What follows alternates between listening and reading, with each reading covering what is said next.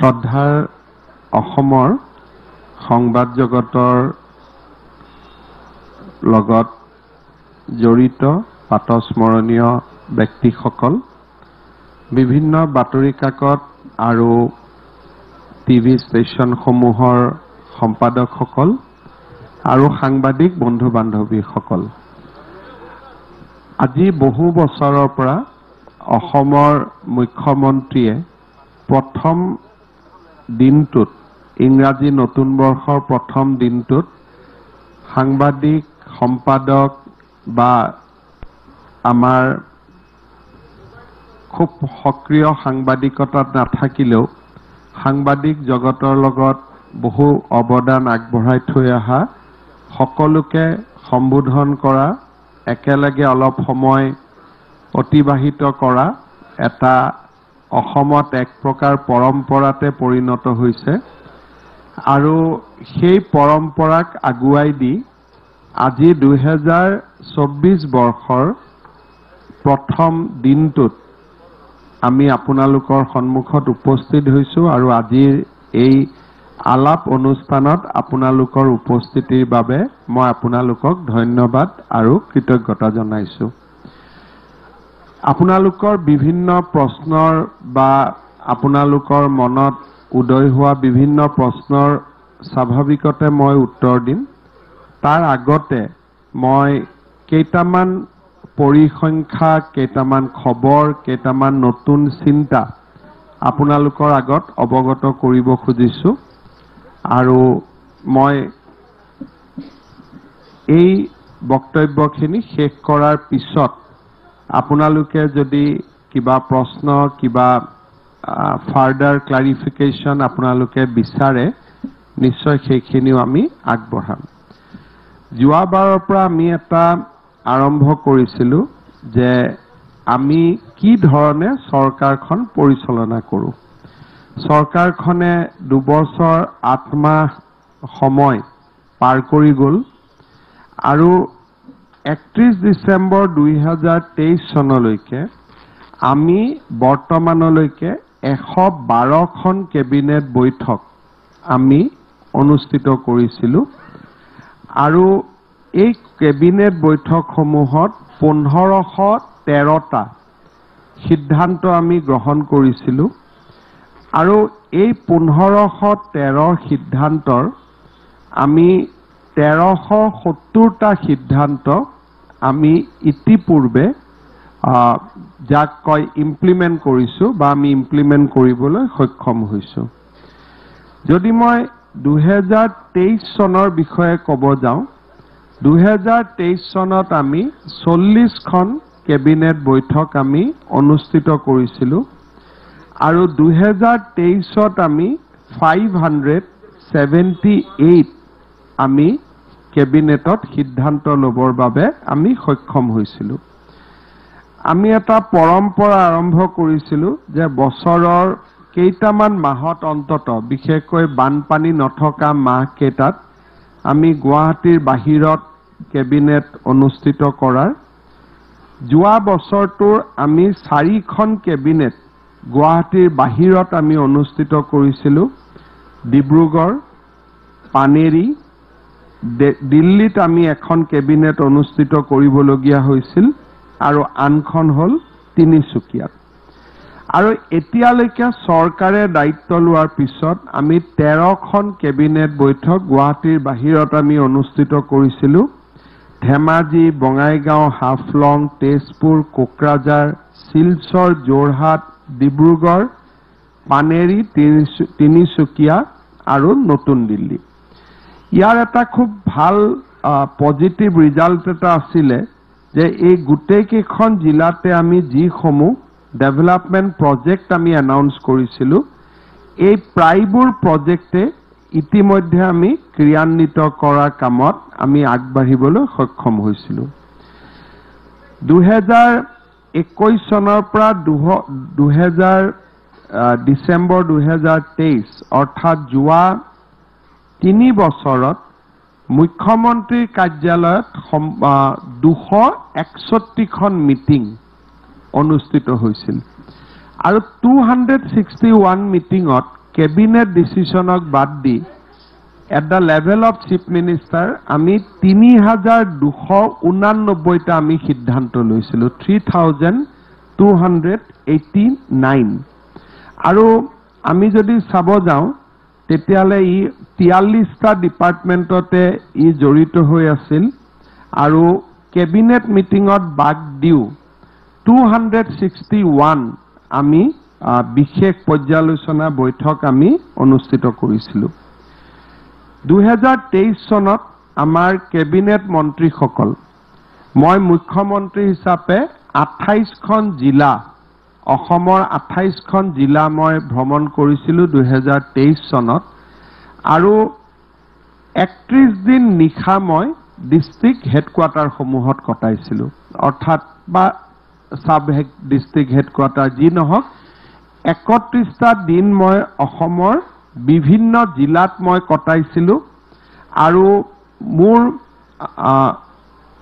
107 বাৰ মই জিলাসমূহত গৈছিলো অৰ্থাৎ 28খন জিলালৈ মই গৈছিলো 107 টাইমছ মই গৈছিলো কোনোবা জিলাত 11 বাৰ কোনোবা জিলাত 10 বাৰ কোনোবা জিলাত 4 বাৰ 107 টাইমছ মোৰ আউটসাইড গুৱাহাটী ভিজিট হৈছিল মই দিল্লী ভিজিটক ইয়াত ৰখা নাই আৰু 28খন ডিস্ট্ৰিক্ট মই কভাৰ কৰিব পাৰিছিলো আৰু ওভাৰনাইট ষ্টে আছিল 31 দিন মোৰ সতীৰ্থ মন্ত্ৰী অতুল বৰা ডাঙৰীয়াৰ 102টা ভিজিট হৈছিল আৰু তেওঁ 26খন জিলাক সামৰি লৈছিল উৰ্খাও ব্ৰহ্মৰ 156টা ভিজিট হৈছিল তেওঁ 18খন ডিস্ট্ৰিক্ট সামৰি লৈছিল চন্দ্ৰমোহন পাটোৱাৰী ডাঙৰীয়াৰ 96টা ভিজিট হৈছিল 14খন জিলাক তেখেতে সামৰি লৈছিল পৰিমল শুক্লবৈদ্যৰ 113টা ভিজিট হৈছিল 33খন জিলাক তেখেতে সামৰি লৈছিল কেশৱ মহন্ত ডাঙৰীয়াৰ 111টা ভিজিট হৈছিল আৰু 25খন জিলা তেওঁ ভ্ৰমণ কৰিছিল ৰণোজ পেগুৱে 138টা ভিজিট লৈছিল আৰু তেওঁ 30খন জিলাক সামৰি ল'ব পাৰিছিল অশোক সিংঘাল ডাঙৰীয়াৰ টোটেল ভিজিট আছিল 65 আৰু তেওঁ 26খন জিলা কভাৰ কৰিছিল যোগেন মহান ডাঙৰীয়াই 145টা দিন তেওঁ ভিজিট কৰিছিল আৰু 28খন জিলা সামৰি লৈছিল সঞ্জয় কিষাণ 72 বাৰ জিলা ভ্ৰমণত গৈছিল আৰু 19খন জিলা তেওঁ সামৰি লৈছিল অজন্তা নেওক 87 বাৰ জিলালৈকে গৈছিল তেওঁ 20খন জিলা সামৰি লৈছিল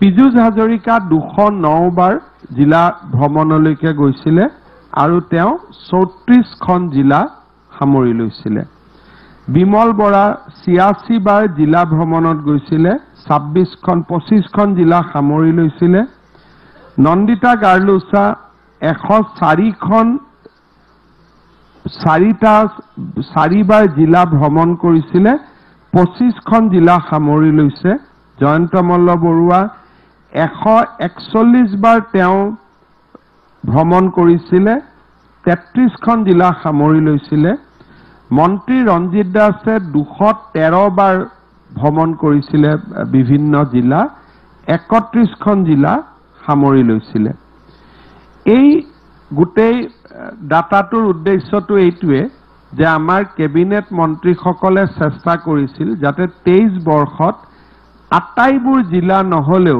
এটলিষ্ট 80% ডিস্ট্ৰিক্ট যাতে বছৰত ভ্ৰমণ হয় আৰু সেই কাৰণে আপোনালোকে দেখিব যে 25ৰ তলত কাৰো ডিস্ট্ৰিক্ট ভ্ৰমণ নাই 25 প্লাস প্ৰত্যেকজন মন্ত্ৰীয়ে জিলাসমূহত ভ্ৰমণ কৰিছে কিছুমানৰ ক্ষেত্ৰত অলপ নাম্বাৰটো জিলা ভ্ৰমণ বেছি দেখুৱাইছে কাৰণ তেওঁলোকৰ নিজৰ গৃহ জিলা সমষ্টিও ইয়াত সন্নিবিষ্ট হৈ আছে কিন্তু তথাপিতো সকলো মন্ত্ৰীয়ে 25 প্লাস আৰু আপ টু 34 লৈকে আমাৰ মন্ত্ৰীসকলে জিলা ভ্ৰমণ কৰিছে যোৱাবাৰ মোৰ যেটো 31 দিন মই বাহিৰত আছিলো বঙাইগাঁৱত মই 3 দিন কটাইছিলো কাছাৰত মই এদিন ধুবুৰীত এদিন ডিব্ৰুগড়ত 6 দিন ডিমা হাছাওত এদিন, গোলাঘাটত 3 দিন, যোৰহাটত 3 দিন, মাজুলীত এদিন, নগাঁৱত 5 দিন, শোণিতপুৰত 2 দিন, তিনিচুকীয়াত 4 দিন আৰু ওদালগুৰিত এদিন। যোৱা বছৰটোত আমি SP আৰু DC কনফাৰেন্সো আমি কৰিবলৈ সক্ষম হৈছিলোঁ। বিশেষকৈ আমি যদি চাব যাওঁ যে আমাৰ DC কনফাৰেন্স 3খন হৈছিলে মে মাহত তিনিচুকীয়াত, 27 আৰু 5 তাৰিখে গুৱাহাটীত। ঠিক তেনেদৰে SP কনফাৰেন্সো আমি বঙাইগাঁৱত কৰিবলৈ সক্ষম হৈছিলোঁ। আৰু 2 নৱেম্বৰত আমি SP DC সকলৰ লগত আমি জইণ্ট কনফাৰেন্সো কৰিব পাৰিছিলোঁ। 2023 বৰ্ষটোত 44 জন ভাৰত চৰকাৰৰ মন্ত্ৰী অসম ভ্ৰমণ কৰিছিলে। 44 ইউনিয়ন মিনিষ্টাৰ্ছ ভিজিটেড আছাম। আৰু কিছুমান মন্ত্ৰীয়ে 2-3বাৰকৈ ভ্ৰমণ কৰাৰ কাৰণে টোটেল চেন্ট্ৰেল মিনিষ্টাৰৰ ভিজিট আছিলে 2023 চনত 177। আনপ্ৰেচিডেণ্টেড আছিলে। 44 union minister visited Assam in 177 times. সেইটো এটা অসমৰ কাৰণে খুব ইম্পৰ্টেণ্ট আছিলে। আৰু যোৱা বছৰটোত গভৰ্ণমেণ্ট অফ ইণ্ডিয়াৰ ছেক্ৰেটাৰী লেভেল অফিচাৰে অসমক ভিজিট কৰিছিলে 83 টাইমছ। সচিব পৰ্যায়ৰ বিষয়া 83 বাৰ অসম ভ্ৰমণলৈ আহিছিল। আৰু যোৱা বছৰত ভাৰতৰ মহামান্য ৰাষ্ট্ৰপতি অসমলৈ এবাৰ আহিছিলে। উপৰাষ্ট্ৰপতি অসমলৈ 3 বাৰ আহিছিলে।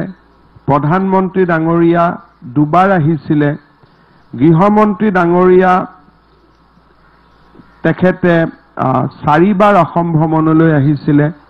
বিত্তমন্ত্ৰী ডাঙৰীয়া এবাৰ অসম ভ্ৰমণত আহিছিলে।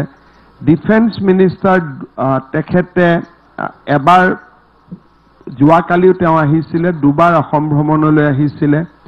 নীতিন গাডকাৰী ডাঙৰীয়া তেখেত 2 বাৰ অসম ভ্ৰমণলৈ আহিছিলে। আৰু লোকসভাৰ অধ্যক্ষ এবাৰ অসম ভ্ৰমণলৈ আহিছিলে।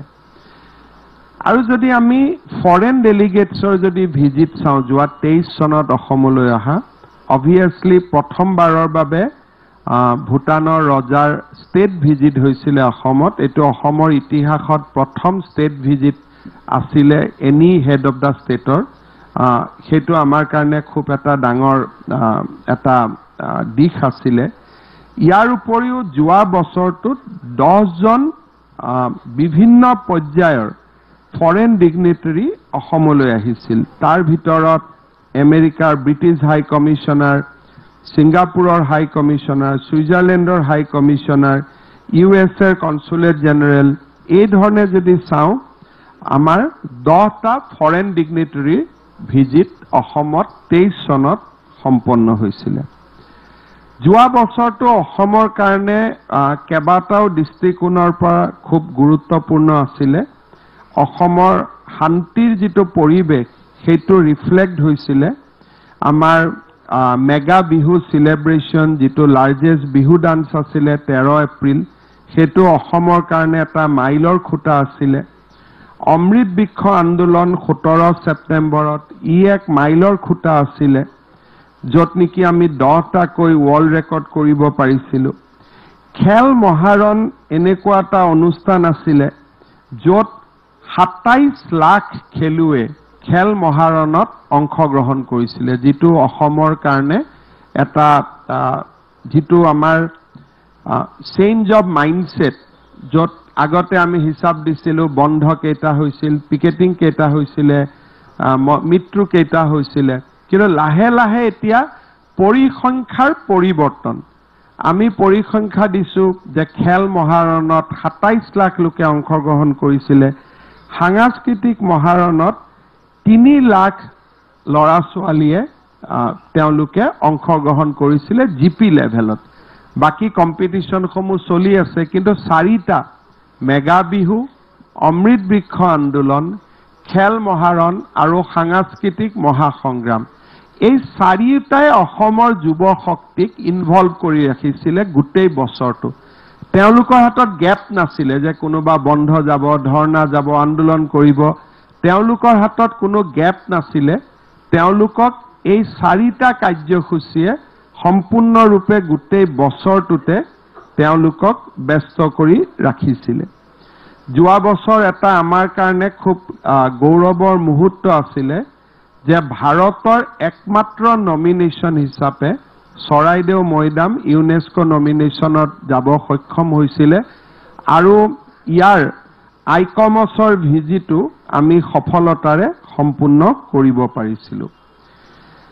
যোৱা বছৰটো অসমৰ কাৰণে আৰু এটা মাইলৰ খুঁটা আছিলে যে আমাৰ ৰাজ্যখনত যোৱা বছৰটোত 2খন পিচ একৰ্ড সম্পন্ন হৈছিলে আৰু আমাৰ চৰকাৰে দায়িত্ব লোৱাৰ পিছত 11খন পিচ একৰ্ড আমাৰ ৰাজ্যখনত সম্পন্ন হয়। আৰু যদি আমি এতিয়া পৰেশ বৰুৱা বা আলফাৰ এটা ফেকশ্যনক বাদ দিওঁ তেতিয়াহ'লে আজিৰ দিনত এক্টিভ মিলিটেণ্ট অৰ্গেনাইজেশ্যন অসমত শেষ হৈছে। The era of militancy is over by 90%। আমি 21ৰ পৰা 23লৈকে সমাপন কৰা চুক্তিবিলাক আছিলে KLNF, KPLT, PDCK, UPLA, এইখিনি কাৰ্বি বিদ্ৰোহী সংগঠন আছিলে। আদিবাসী বিদ্ৰোহী সংগঠন আছিলে প্ৰায় 5টা, DNLA, আলফা প্ৰটক, এই গোটেইবিলাক ধৰি আমি যদি চাব যাওঁ যে 11খন পিচ একৰ্ড আমাৰ দিনত সম্ভৱ হৈছিলে আৰু ইয়াৰ আউটকাম আছিলে যে আমাৰ সম্পূৰ্ণ সময়ছোৱাত 3842 গৰাকী উগ্ৰপন্থীৰ সৈতে জড়িত ব্যক্তি বা যুৱক যুৱতী ৰাষ্ট্ৰ জীৱনৰ মূল খুঁটিলৈ উভতি আহিব পাৰিছিল। অসমৰ বিত্তীয় দিশত এই বছৰটো অত্যন্ত পজিটিভ বছৰ আছিলে। অসমৰ GDP 2023-24 চনত আমি 5,65 কোটি টকা স্পৰ্শ কৰিব পাৰিছোঁ আৰু ইট ইজ এ আনপ্ৰেচিডেণ্টেড কাৰণ it is reflecting 14.7% growth. Today, Assam is becoming almost the economic powerhouse. And এই বছৰৰ যিটো আগতীয়া projection, 2024 the GDP of Assam will be 6.38 lakhs crore. এই বছৰ we have already achieved 5.65 lakh crore. আৰু যিটো GDPৰ আগতীয়া অনুমান 2024 চনত ই গৈ 6,38,000 কোটি টকা স্পৰ্শ কৰিব। সো মই ভাবো যে 2026 চনৰ আগতে Assam economy will be close to 10 lakhs crore, যিটো আমি the way we are progressing now, the Assam economy is potentially আমি ধৰি ল'ব পাৰোঁ যে it will be somewhere close to 10 lakhs crore আৰু আজিৰ দিনত we are already in 5.65 lakhs crore. The projection for 2024-25 is 6.5 lakh crore. And if we add 25-26 over that and 26-27 on that, by end of this government, we will be almost 9 to 10 lakhs crore economy. Assam is progressing huge in a যদি আমি সেই ধৰণে আমি গৈ থাকো।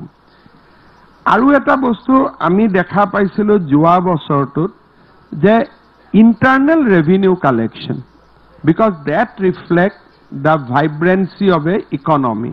ভাৰত চৰকাৰৰ পৰা আমি কিবা টকা পাইছোঁ, that is a different thing, but the internal revenue buoyancy indicate কৰে যে অসমখন কিমান শান্তিৰ আছিলে।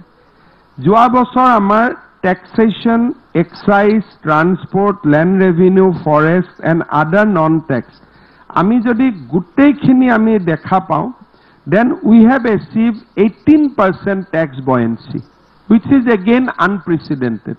2022-23 আছিলে আপ টু এপ্ৰিল নৱেম্বৰ, আমি এপল টু এপল কম্পেৰিজন কৰিছোঁ, up to November 2022-23 asile tax revenue 16,631 crore. In the same সময়ছোৱাৰ ভিতৰত এইবাৰ অসমৰ so far collection of tax is 19,568 crore.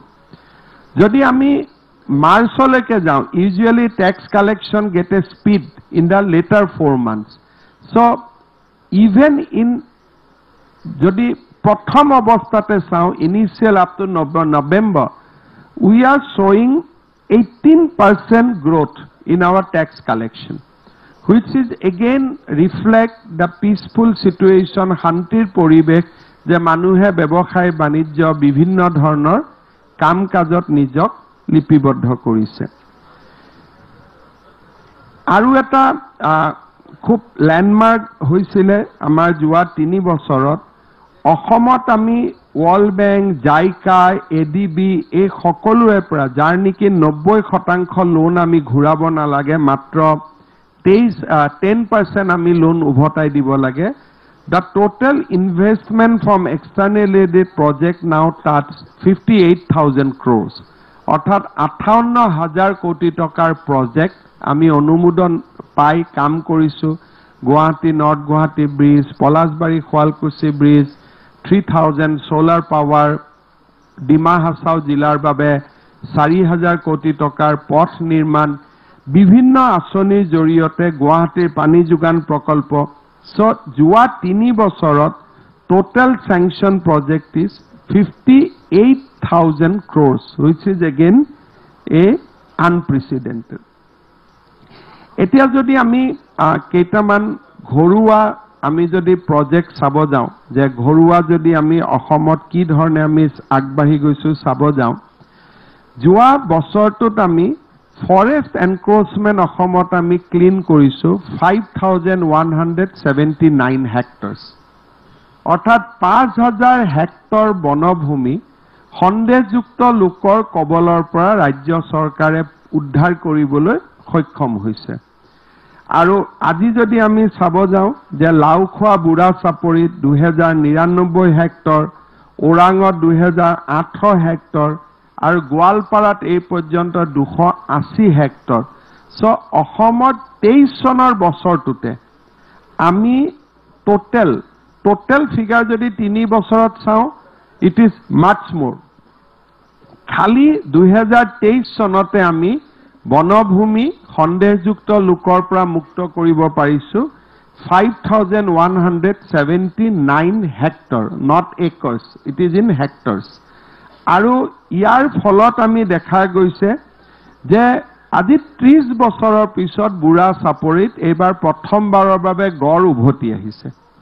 এটা বুঢ়া চাপৰিত আমি গড় দেখা পাম য'ত নেকি মানুহৰ হেবিটেশন আছিলে। আৰু ঠিক সেই ধৰণে তাৰ আগৰ বছৰ আমি লখিমপুৰত এভিকশন হৈছিলে, তাৰো বিভিন্ন আমি এতিয়া ফ্লোৰা ফোনা সেই জায়গাবিলাকতো গড় লৈ উঠা আমি দেখা পাইছিলো। যোৱা কেইদিনমান আগতে মই এখন সাংবাদিক মেল কৰিছিলো য'ত নেকি ৰিডাকশন অফ ক্ৰাইমৰ কথা কৈছিলো 2022 বৰ্ষটোৰ, because that was NCRB data. 23 চন যোৱাকালি সমাপ্ত হ'ল। এতিয়া যদি আমি 23ৰ ক্ৰাইম ফিগাৰ আমি চাব যাওঁ, তেতিয়াহ'লে অসমত বৰ্তমান আমাৰ যিটো ক্ৰাইম এগেইনষ্ট ওমেন 21 চনত 30,000 আছিলে। যোৱা বছৰ crime against women is just 7,453। তাৰমানে মহিলাৰ ওপৰত হোৱা বিভিন্ন আক্ৰমণ, ধৰ্ষণ, বলাৎকাৰ আন যিকোনো, it has shown a drastic reduction in 2023. Total crime 1,33,000 আছিল 2021 চনত। এতিয়া total crime has come down this year to 63,000. Total 50% কৈ বেছি অসমত ক্ৰাইম কমি আহিলে। আৰু আমাৰ পেন্ডিং ইনভেষ্টিগেশ্যন 1,33,000 আছিলে, এতিয়া চাৰ্জশিট নিদিয়া বা ইনভেষ্টিগেশ্যন নোহোৱা pending investigation now is just 26,000। আৰু যোৱা 29 তাৰিখে আমি আৰু এটা কীৰ্তিমান স্থাপন কৰিছো যে অসমৰ মাজুলী জিলাত এতিয়া এটাও কেছ পেন্ডিং ইনভেষ্টিগেশ্যন নাই 100% cases has been investigated, either charge sheet filed or FR submitted. There is no pending investigation. কেইদিনমান আগতে আমি 500 আৰু আমি সাব ইন্সপেক্টৰ ৰিক্ৰুট কৰিছো মই ভাবো যে অসমত আমি বাই 2026 আমি এনেকুৱা এটা পৰ্যায় পাম যে বছৰৰ ক্ৰাইম খিনিহে আমাৰ ইনভেষ্টিগেট কৰি থাকি যাব যেটো 3 months statutory periodত আমি চাৰ্জ শিট দিব লাগে we are fast progressing towards that অৰ্থাৎ আমাৰ কোনো মানুহৰ কোনো গোচৰ থানাত আবদ্ধ হৈ নাথাকিব কনভিকশন ৰেট আছিল 6% অসমত 2021 চনত now conviction rate is also showing significant improvement it has gone to 17% but our লক্ষ্য বা আমাৰ যেটো ambition is to take conviction rate to 40% by 2026 আৰু we are progressing well যদি যোৱা বছৰটো আমি ড্ৰাগছ ৰিকভাৰী আমি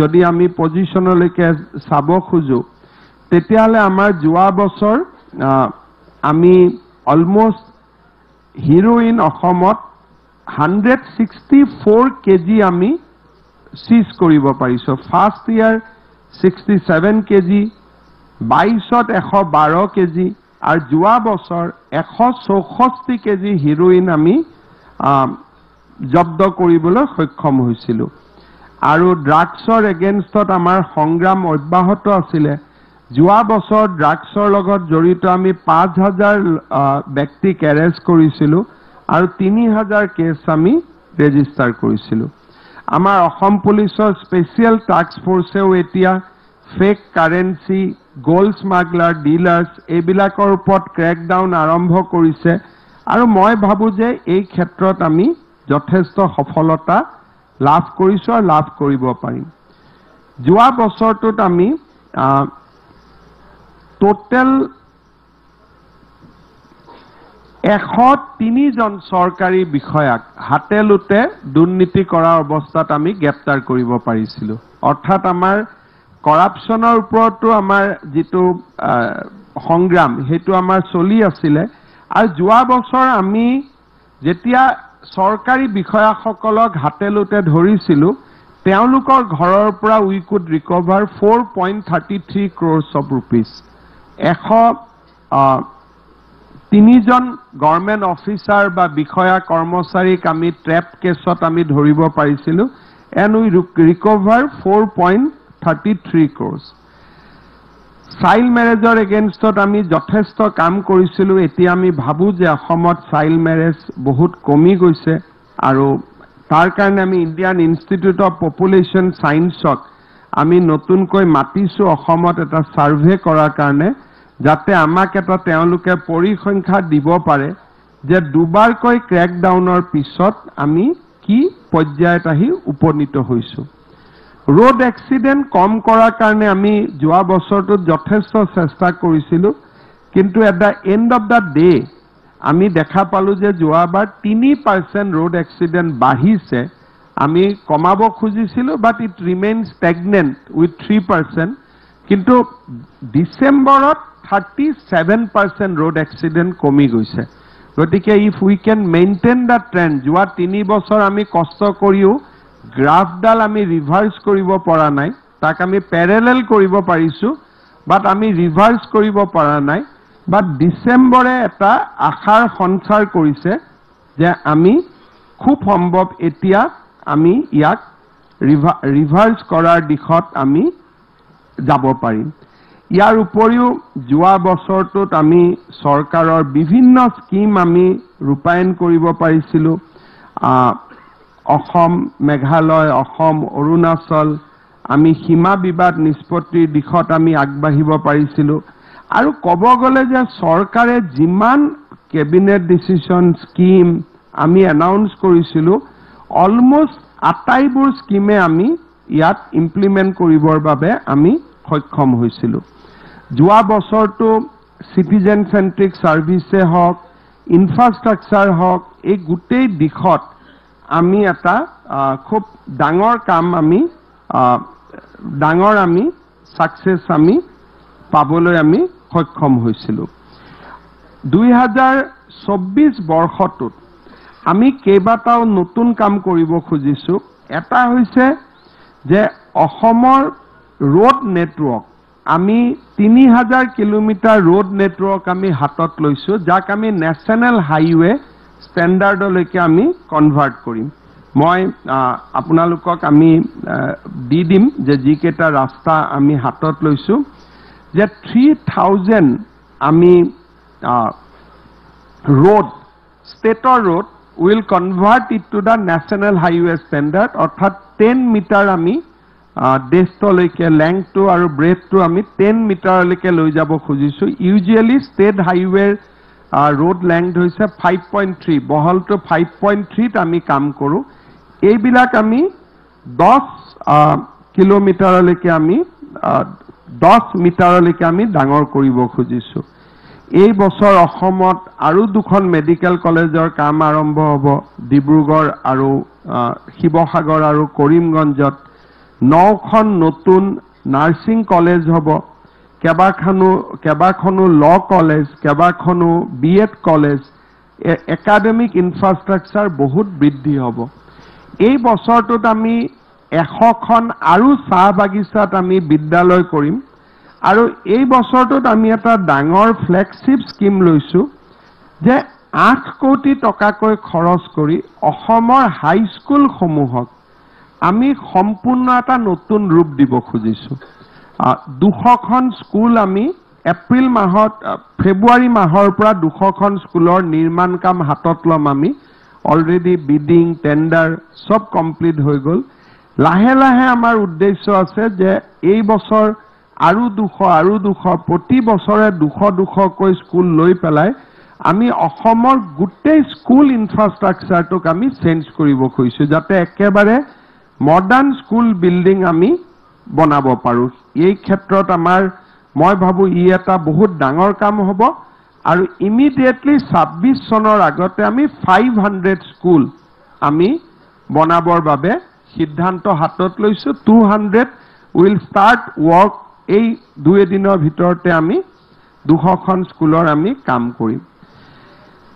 এই বছৰটোত অসমত ক্ৰেডিট ক্ষুদ্ৰ উদ্যোগী এমএসএমই লৈকে ক্ৰেডিট ডিসবাৰ্সমেন্ট হৈছে 32000 কোটি টকা এই বছৰটোত সিঙ্গল উইন্ডো ক্লিয়াৰেন্সৰ জৰিয়তে 17 লাখ ৰাইজ উপকৃত হৈছে চৰকাৰী অফিচত আহিবলগীয়া হোৱা নাই এই বছৰত বাংলাদেশ নেপালত আমি মেথানলৰ কনসাইনমেন্ট পঠাব পাৰিছো নুমলীগড় এক্সপানশন কাম আৰম্ভ হৈছে গ্যাস গ্ৰিডৰ কাম আমি শেষ পৰ্যায়ত আহি উপনীত হৈছো so lot of development has taken place এটা আমাৰ কাৰণে খুব ডাঙৰ এটা সফলতা আছিল যে আমি মিশন বসুন্ধৰাত 2,26,000 আমি মানুহৰ মাটি আমি সেটেলমেন্ট কৰিব পাৰিছো আমি ফেব্ৰুৱাৰী তেওঁলোকৰ হাতত পট্টা তুলি দিম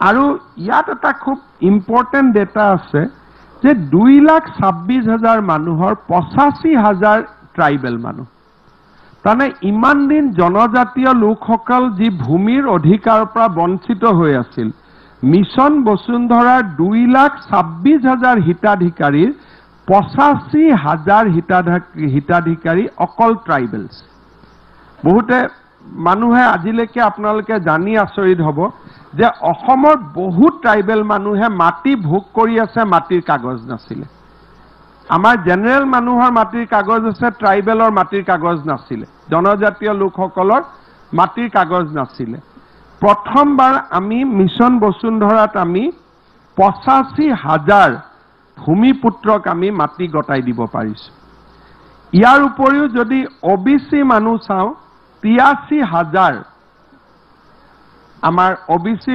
পৰিসংখ্যাটো এইটো দিছো কাৰণ মৰাণ মটক আহোম কোচ ৰাজবংশী এখেতসকল ওবিসিত পৰে অৰ্থাৎ অসমৰ 2 ভূমিপুত্ৰ জনজাতীয়সকলে 85,000 মাটিৰ তেওঁলোক হিতাধিকাৰী বা বসুন্ধৰাত সফল হ'ব পাৰিছে আৰু জনজাতীয় ষ্টেটাছ নাপালেও অসমৰ খিলঞ্জীয়া জনগোষ্ঠী 6 জনগোষ্ঠীয়ে 83,000 মাটিৰ পট্টন লাভ কৰিবলৈ সক্ষম হৈছে আৰু তাৰ তুলনাত যদি আমি চাওঁ জেনাৰেল কাষ্ট সাধাৰণ জাতি 36,000 So entire mission Bosundhara schedule caste 10,000 schedule tribe 85,000 আৰু 6 জনগোষ্ঠী 83,000 পৰিয়ালে মাটিৰ কাগজ পাবলৈ সক্ষম হৈছে অৰ্থাৎ প্ৰথমবাৰৰ বাবে ভূমিৰ অধিকাৰ ইমান দিন আমি কোনোবা কমিশনৰ ৰিপৰ্ট কিবা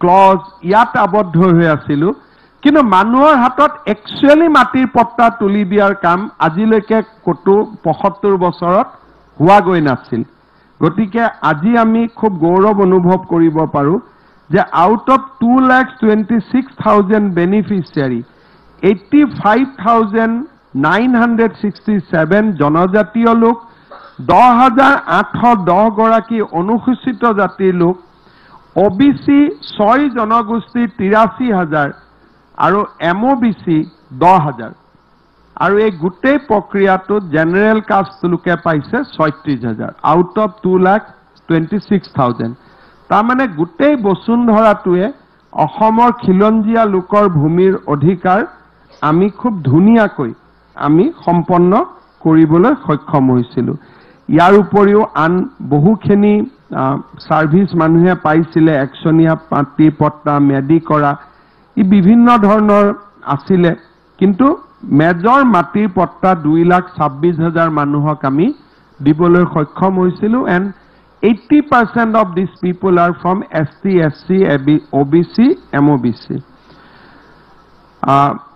অৰুণোদয়ে 27 লাখ মানুহৰ জীৱন স্পৰ্শ কৰিলে মাইক্ৰ ফাইনেন্সৰ লোন বহু ঘূৰাই দিয়া হ'ল অসমলৈ উদ্যোগৰ বাতাবৰণ আহিলে যোৱা কেইদিনমানত টাটা ইলেক্ট্ৰনিক্সে সেমি কণ্ডাক্টৰ ইণ্ডাষ্ট্ৰীৰ কাৰণে অসমৰ পৰা 1000 সায়েন্স গ্ৰেজুৱেট ৰিক্ৰুটমেণ্টৰ কাম আৰম্ভ কৰিছে সো যেটো এটা আমাৰ কাৰণে শুভ লক্ষণ আয়ুষ্মান অসমৰ জৰিয়তে স্বাস্থ্যৰ ক্ষেত্ৰত আমি 588 কোটি টকাৰ মেডিকেল বিল ৰাজ্য চৰকাৰ আৰু কেন্দ্ৰীয় চৰকাৰে হস্পিটালত দিছে আৰু যোৱা বছৰ 4 লাখ লোকে cashless medical treatment Ayushman Bharat Ayushman Assam কাৰ্ডৰ জৰিয়তে কৰিব পাৰিছে আমাৰ মই এটুকে বুজাব খুজিছো যে দা ইম্প্যাক্ট অফ গভৰ্নমেন্ট কিমান ডিপেন্ডিং হৈছে 4,800 কৃষক সন্মান নিধিৰ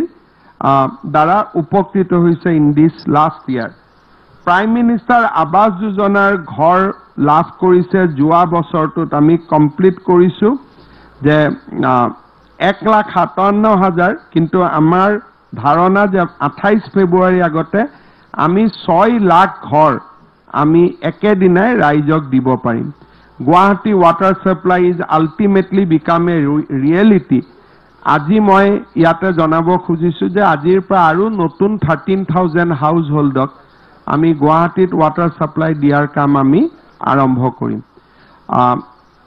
মই আৰু এটা খুব ভাল ডেটা আমি দিব খুজিছো যেটো ৰিয়েলিটি যে ৰাজ্য চৰকাৰে ধান কিনা আৰম্ভ কৰাৰ পিছত আমি 2,100 টকা দিও এতিয়া মিলৰ মালিক বিলাকে 2,400 টকা 2,500 টকাত মানুহৰ পৰা ধান কিনা আৰম্ভ কৰিছে এটা খুব ডাঙৰ এটা আমি নিজে 6 লাখ মেট্ৰিক টন ধান কিনিছো শেষত আমি ধান কিনিব নোৱাৰা হৈ গৈছো কাৰণ গভৰ্নমেণ্টতকৈ মিলৰ মালিকে বেছি দাম দি আৰম্ভ কৰিলে এণ্ড হুইচ ইজ গুড কাৰণ চৰকাৰী টকা খৰচ কৰাটো আমাৰ লক্ষ্য নহয় আমাৰ লক্ষ্য আছিল যে মানুহে যাতে উচিত মূল্য পাব পাৰে আজি এভাৰেজ 2,400 মানুহে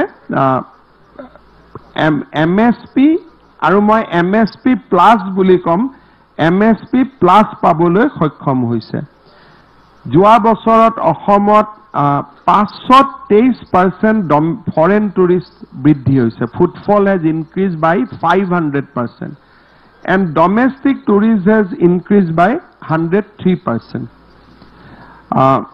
আমাৰ মই আগতে কৈছো যে একাডেমিক হেলথ নেটৱৰ্ক আমাৰ যথেষ্ট বাঢ়িছে আৰু মই ভাবো যে এই সমূহে আমাক বহুত আগুৱাই লৈ যাব 1 লাখ ৰিক্ৰুটমেন্টৰ ক্ষেত্ৰত আমি 88,547 আমি কমপ্লিট কৰিব পাৰিছো 88,547 আৰু 35,000 নিযুক্তিৰ প্ৰক্ৰিয়া বিভিন্ন পৰ্যায়ত চলি আছে ইন্ডাষ্ট্ৰি ক্ষেত্ৰত মই আশা কৰিছো যে 2024 চনটো আমাৰ বাবে এটা নতুন টাৰ্ন এৰাউণ্ড হ'ব কেবাটাও মেগা ইনভেষ্টমেন্ট মই বহুত বিলাকক কব খোজ নাই বাট path breaking mega investmentor kotha ahomot already people have shown interest and these are large industrial houses of the country these are not that mid cap the large industrial houses of the country has shown interest at least 1 or 2 projects big projects of 20,000 crore 30,000 crore of that magnitude ami 2024 sonot ami complete koribo parim মই শেষত 29 তাৰিখে যি আলফাৰ লগত ভাৰত চৰকাৰৰ যি আমাৰ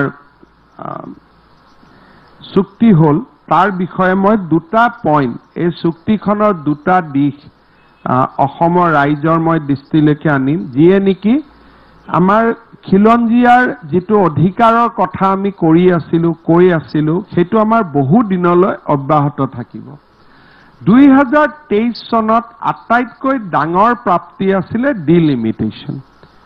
delimitation was carried out by election commission কেনেকে carried out হল কি প্ৰক্ৰিয়া ললে তাত আমাৰ কমেন্ট নাই আমাৰ comment hall outcome that what was the outcome যদি আমি আউটকাম চাব যাও তেতিয়া হলে 96 সিট অসমীয়া মানুহৰ বাবে সুৰক্ষিত হয় কোন জিকিব বেলেগ কথা বিজেপি কংগ্ৰেছ এজিপি কোন জিকিব বেলেগ কথা 96 সিটত এতিয়া কেৱল শ বছৰ ধৰি অসমত বাস কৰা অসমীয়া লোকহে ইলেকশ্যনত জিকিব পাৰিব বাকি কোনো জিকিব নোৱাৰে এইটো হল প্ৰাপ্তি যিটো নেকি ইমান দিন অসম আন্দোলন আদিৰ এটা মই ইন নোশনাল পৰিসমাপ্তি বুলি কম যে ৰাজনৈতিক অধিকাৰ 126টা সিটৰ 97টা সিটত 98টা সিটত 96টা সিটত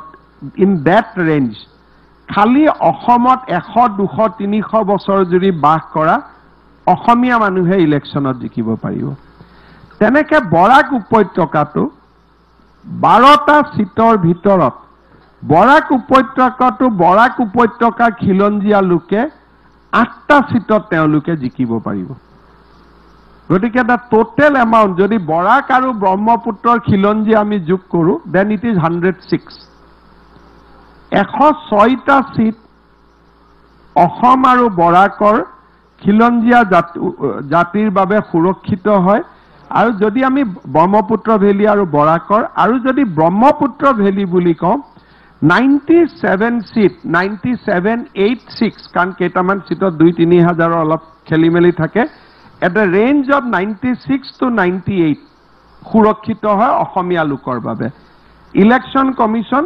ধন্যবাদৰ পাত্ৰ যিটো আলফাৰ একৰ্ড হল তাত দুটা ডাঙৰ পইণ্ট আহিলে যে এইবাৰ ডিলিমিটেশনৰ যি মূল প্ৰিন্সিপল আছিল নেক্সট ডিলিমিটেশনতো এই প্ৰিন্সিপলে মেইনটেইন কৰিব লাগিব গতিকে যিসকলে আলফাই কি পালে বুলি প্ৰশ্ন কৰে ডেফিনেটলি স্বাধীন অসম কোনো বিচাৰাই নাছিলে গতিকে স্বাধীন অসম পোৱাটো হেতু কোনো পাবও নোৱাৰে সম্ভৱও নহয় গতিকে হেতুটো আউট অফ কোৱেশ্চন কিন্তু খিলঞ্জীয়াৰ অধিকাৰ নিৰ্বাচনী আয়োগে ফাৰ্ষ্ট ষ্টেজত সুৰক্ষিত কৰিলে সেকেন্ড ষ্টেজত আলফাৰ একৰ্ডখনে যে যি প্ৰিন্সিপল 2023ত ব্যৱহাৰ কৰা হল ভৱিষ্যতেও একেই প্ৰিন্সিপল ব্যৱহাৰ কৰিব লাগিব দেশত যি প্ৰিন্সিপল হয় হ'ব কিন্তু অসমৰ প্ৰিন্সিপল 23ৰ ডিলিমিটেশনৰ প্ৰিন্সিপল হ'ব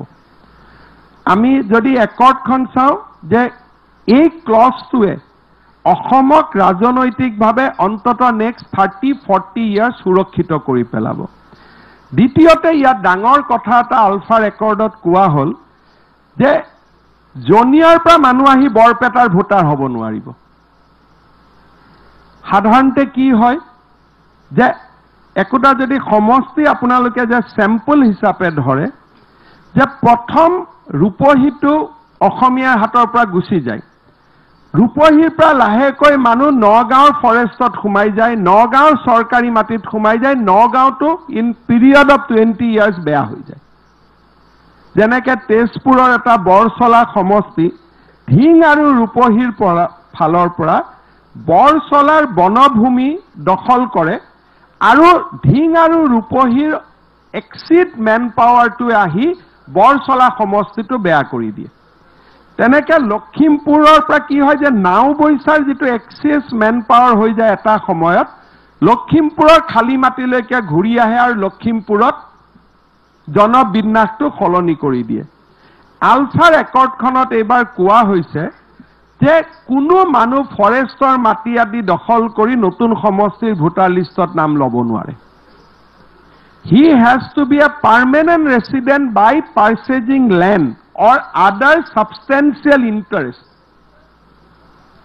মই যদি আজি গুৱাহাটীৰ এজন ভোটাৰ হ'ব খোজো, মই গুৱাহাটীত আহি মাটি কিনিব লাগিব, নহলে গুৱাহাটীত চৰকাৰী চাকৰি কৰিব লাগিব, নহলে লিজ ডিড লৈ গুৱাহাটীত পাৰ্মানেণ্ট ভোটাধিকাৰ, মানে I have to acquire the ordinary residency. ইয়াৰ ওপৰত আৰু ডিছকাশ্যন হ'ব যে কি বুলি ক'লে আমি নতুন সমষ্টিৰ ভোটাধিকাৰ ল'ব পাৰিম, তাৰ ওপৰত আৰু বিশ্লেষণ হ'ব। কিন্তু আলফাৰ একৰ্ডত দুটা পইণ্ট যে ডিলিমিটেশ্যনৰ principle will be maintain in the next delimitation also, আৰু ordinarily you cannot change the voter number from one constituency to another constituency. এটা হাজুটো যদি লাহে লাহে বেয়া হৈ আছে, হাজুৰ পৰা গৈ বৰক্ষেত্ৰীত কেনে অসমত কি হৈছিলে, বৰক্ষেত্ৰীটো বেয়া হ'ল, বৰক্ষেত্ৰীৰ পৰা লাহেকৈ হাজুটো বেয়া হৈ গ'ল। কেনেকৈ হাজুটো বেয়া হৈ গ'ল? কাৰণ হাজুত চৰকাৰী মাটি আছিল, চৰ আছিলে, গতিকে বৰক্ষেত্ৰীৰ পৰা যোনেই মানুহ আহিলে তাৰ হাজুৰ ভোটাৰ লিষ্টত নাম লিখাই দিলে, বৰক্ষেত্ৰীত কমপ্লিট কৰি ল'লে, কৈ হাজুলৈকে আহিলে।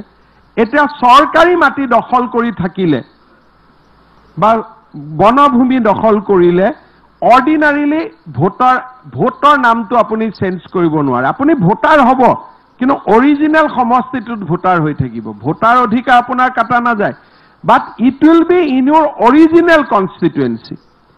চেঙাৰ পৰা আহি গুৱাহাটীত ভোটাধিকাৰ হ'ব নোৱাৰে, সি চেঙাতেই থাকিব লাগিব ভোট লৈ। মানকাছাৰৰ পৰা আহি সি হাজুত থাকিব নোৱাৰে, মানকাছাৰতে থাকিব লাগিব।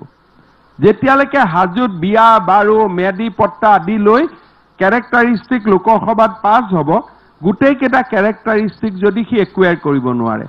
চ' অসমীয়া জাতিৰ ৰাজনৈতিক সংৰক্ষণত ইয়াতকৈ ডাঙৰ হিউজ এচিভমেণ্ট কেতিয়াও হোৱা নাই।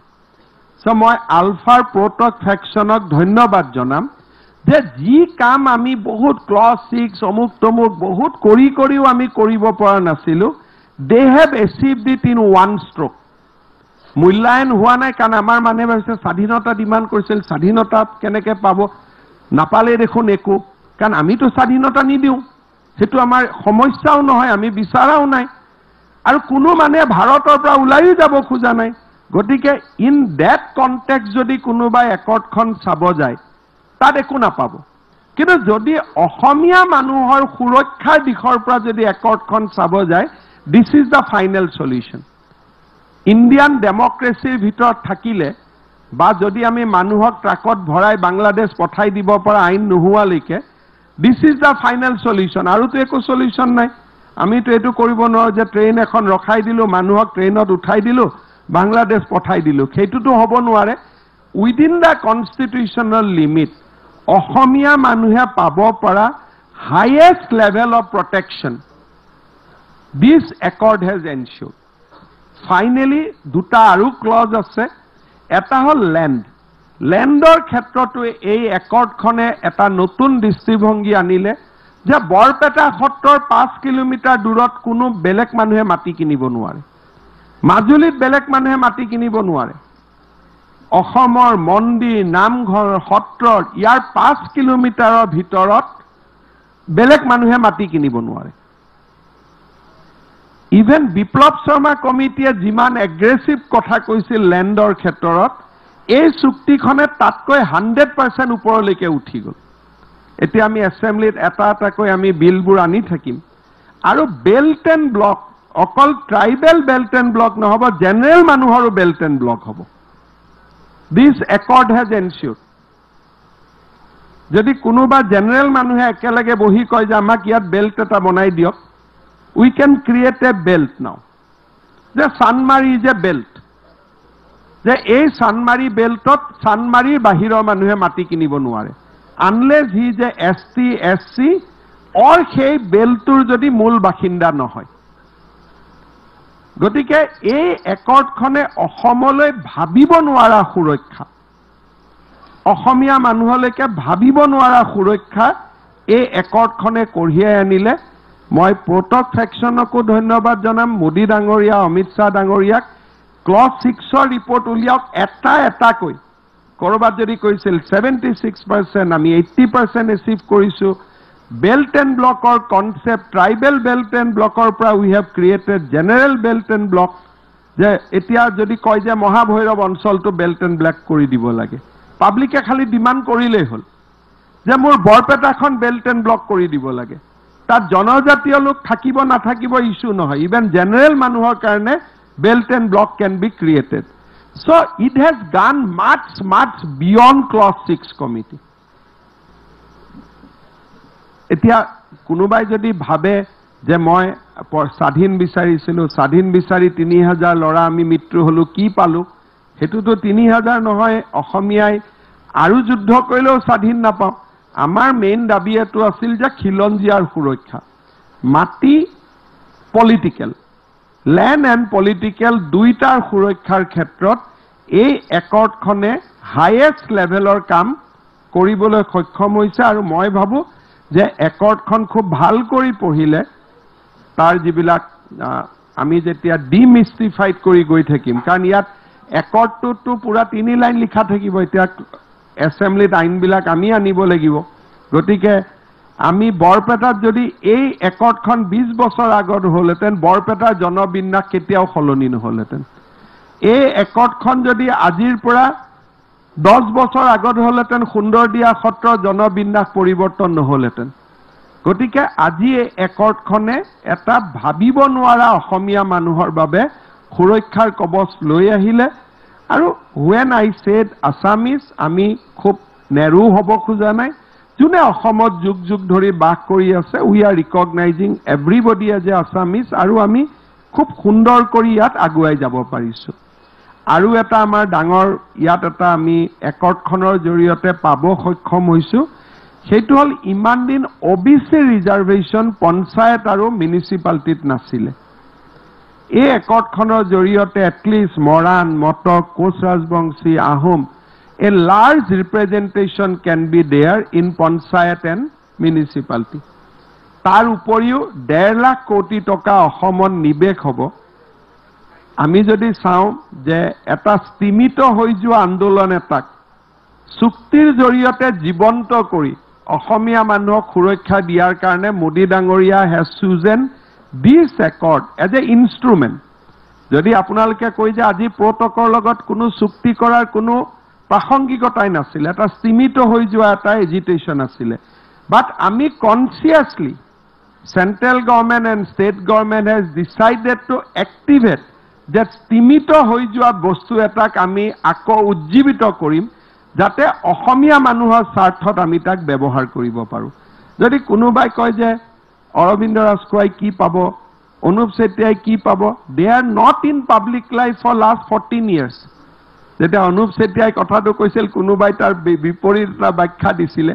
দে are out of people mindset. তেওঁলোকে না বন্দুক চলাইছে, না গুলি চলাইছে, নে আন্দোলন কৰিছে, না পাব্লিকলি এক্টিভ আছে।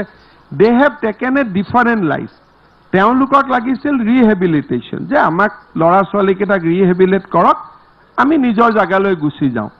কিন্তু মোদী ডাঙৰীয়া আৰু অমিত শ্বাহ ডাঙৰীয়াই সীমিত হৈ যোৱা এটা আন্দোলনক আমি উজ্জীৱিত কৰি we created this accord as an instrument যে একৰ্ডখন নহলে আমি এইবিলাক কৰিব নোৱাৰো we make it a instrument to secure the future of the people of Assam গতিকে মই ভাবো যে এই একৰ্ডখনে এটা বহুত ডাঙৰ অসমৰ কাৰণে কাম কৰিব পাৰিলে মই তাৰ বাবে আলফা প্ৰটক ফ্ৰেকশন আৰু প্ৰধানমন্ত্ৰী মোদী ডাঙৰীয়া আৰু আমাৰ গৃহমন্ত্ৰী অমিত শ্বাহ ডাঙৰীয়াক মই ধন্যবাদ জনাইছো মোৰ লাষ্ট তিনটা পইণ্ট কৈ মই সামৰণি মাৰিছো we have done enough project now we are moving towards iconic projects আমি ডেভেলপমেন্ট তো কৰি আছো এতিয়া আমি আইকনিক কাম কৰিব খোজো আমি এইবাৰ আমি কেইটামান আইকনিক প্ৰজেক্ট হাতত লব খুজিছো গুৱাহাটী মেডিকেল কলেজক আমি এটা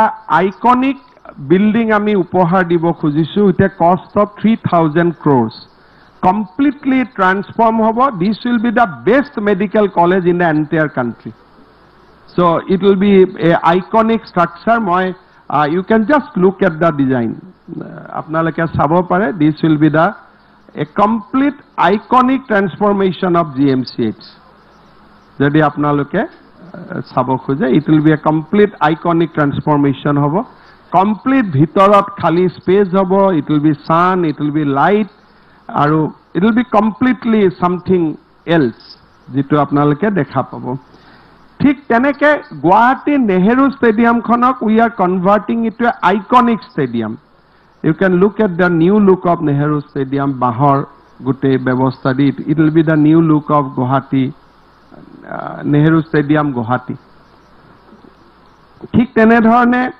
আমাৰ এটা another iconic structure is coming up in Gawapur with Konaklata University. That will be a completely, it will be a new university, new days university. Guwahati, Dibrugarh University, 50 বছৰ আগত হোৱাৰ পিছত এইখন আমি একবিংশ শতিকাৰ ইউনিভাৰ্সিটি হিচাপে it will be completely a iconic structure. University will start after this iconic structure is completed. So this will be iconic structure. We are going to spend almost 1000 crores for this iconic structure. Assam Malar বিষয়ে মই আপোনালোকক কৈছো ঠিক তেনে ধৰণে আমি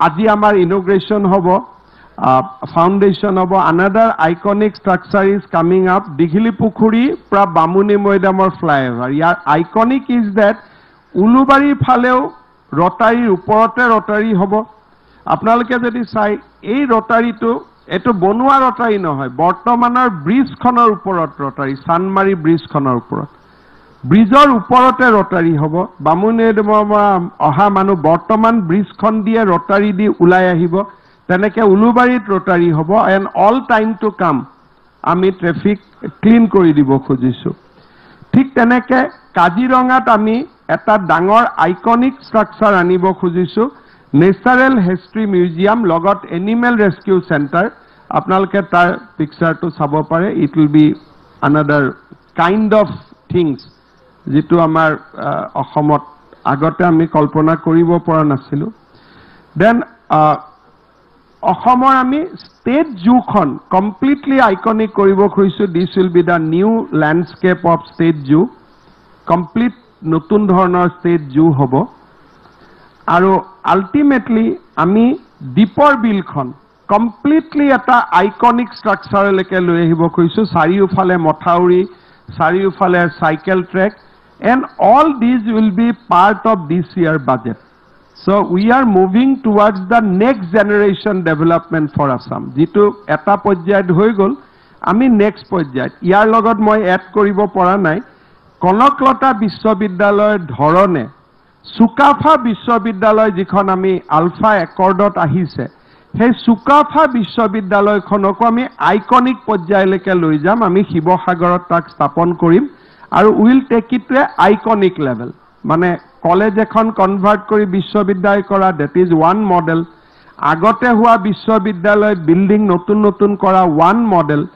আৰু একেবাৰে গ্ৰীন ফিল্ড নিউ ইউনিভাৰ্সিটি আৰু কনকলতা বিশ্ববিদ্যালয় কোৰ্স আদি নিয়ন্ত্ৰণ কৰাৰ কাৰণে JNUৰ ভাইচ চেঞ্চেলৰ আৰু নালন্দা ইউনিভাৰ্চিটিৰ ভাইচ চেঞ্চেলৰক লৈ we have form a very powerful committee যাতে 3 বছৰ তেওঁলোকে গৱেষণা কৰি অসমত AI artificial intelligence machine learning completely এক নতুন দিগন্তলৈ আমাৰ জাতিটোক লৈ যাব পাৰে তেনেকুৱা ইয়াত ৰাজনীতি বিজ্ঞান নাথাকে হিষ্ট্ৰী নাথাকে সমাজ অধ্যয়ন নাথাকে ইকনমিক্স নাথাকে it will be mostly AI machine learning একদম এখন নতুন দিগন্তলৈ অসমক লৈ যোৱাৰ বাবে এই দুইখন বিশ্ববিদ্যালয় সুকাফা আৰু আমাৰ কনকলতা বিশ্ববিদ্যালয়ক আমি ব্যৱহাৰ কৰিম so these are our dream at least somebody has অসমে dare কৰিছে ড্ৰিম কৰাৰ কাৰণে আৰু মই ভাবো যে আমি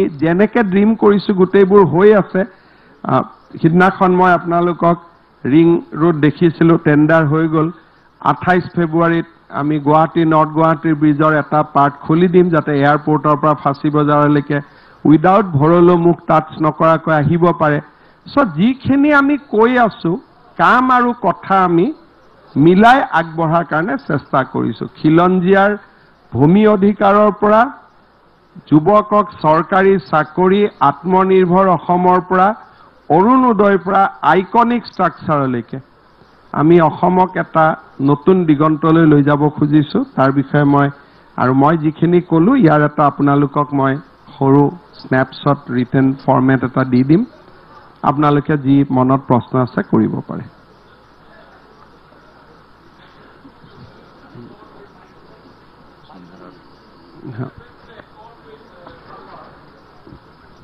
and delimitation and your descriptive part on that.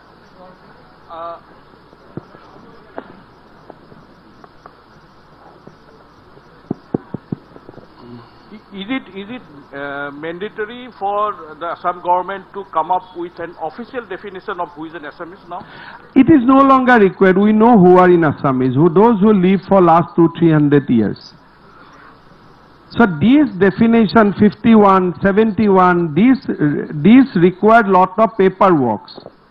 And paperwork means anybody can do anything. So those who have lived Assam for 200-300 years nicely, they are the indigenous people. So many things you cannot do by law, but you can do by you can do it by your spirit. So like delimitation, we have secured. We have not secured for 51, 71.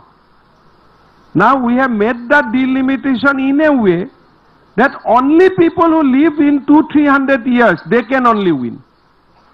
Now এতিয়া আপুনি যদি কমিশনত যায় একডত যায় 51 আহি গল 71 আহি গল আপুনি জাগলাৰিত পৰি গল so now এতিয়া আমি ধৰক এনেকুৱা সিপাজাৰটো এনেকুৱা বনাই দিলো নাও সিপাজাৰৰ 200-300 বছৰৰ মানুহে জিকিব পাৰিব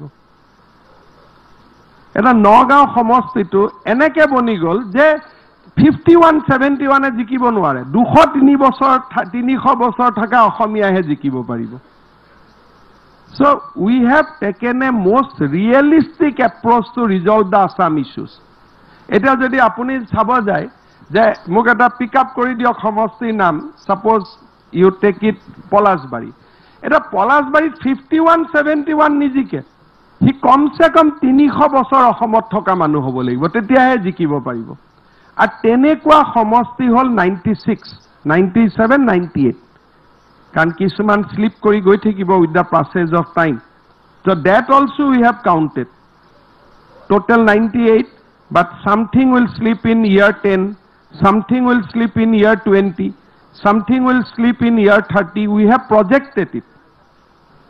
The projection based on keita slip hoi goi thakibo.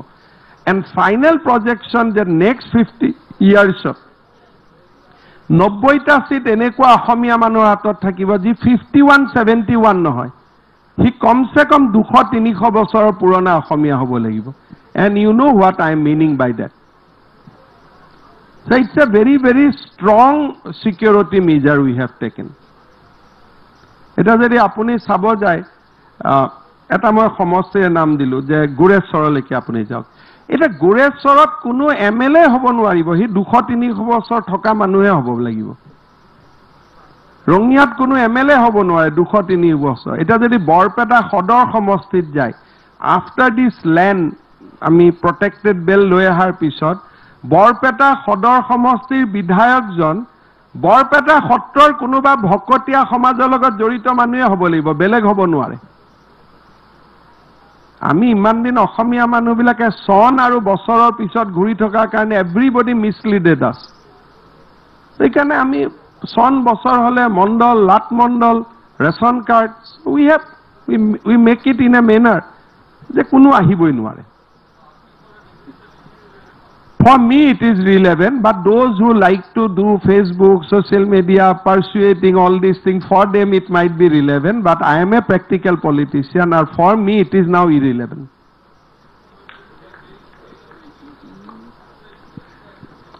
Look, those who wants to get some pleasure out of year, out of son, they have their own thinking. I respect that. I will not disagree with that. But as a Himanta Biswa Sarma, we are convinced that this government has ensured security for Assamese people for next 50 years. Baki eta drishtibhongir parthokyo ase in democracy apuni সকলোকে respect কৰিব লাগিব. Mr. Chief Minister, Yes. Chief Minister, Happy New Year. You have pointed out that after the accord and in recent times there have been drastic decline in insurgent activities in the state. When do you see a total rollback of Armed Forces Special Power Act from the state? You have 4 districts still under the act. State government has recommended total withdrawal, but Government of India has advised us that be little cautious, so they now restricted it to 4. I think in next round we will be able to bring it down to 2. I think Government of India has their own assessment. They don't want to withdraw it from neighboring district that of triangle, Arunachal, Nagaland, Assam. They don't want to withdraw from there immediately. But I think it is a matter of time now.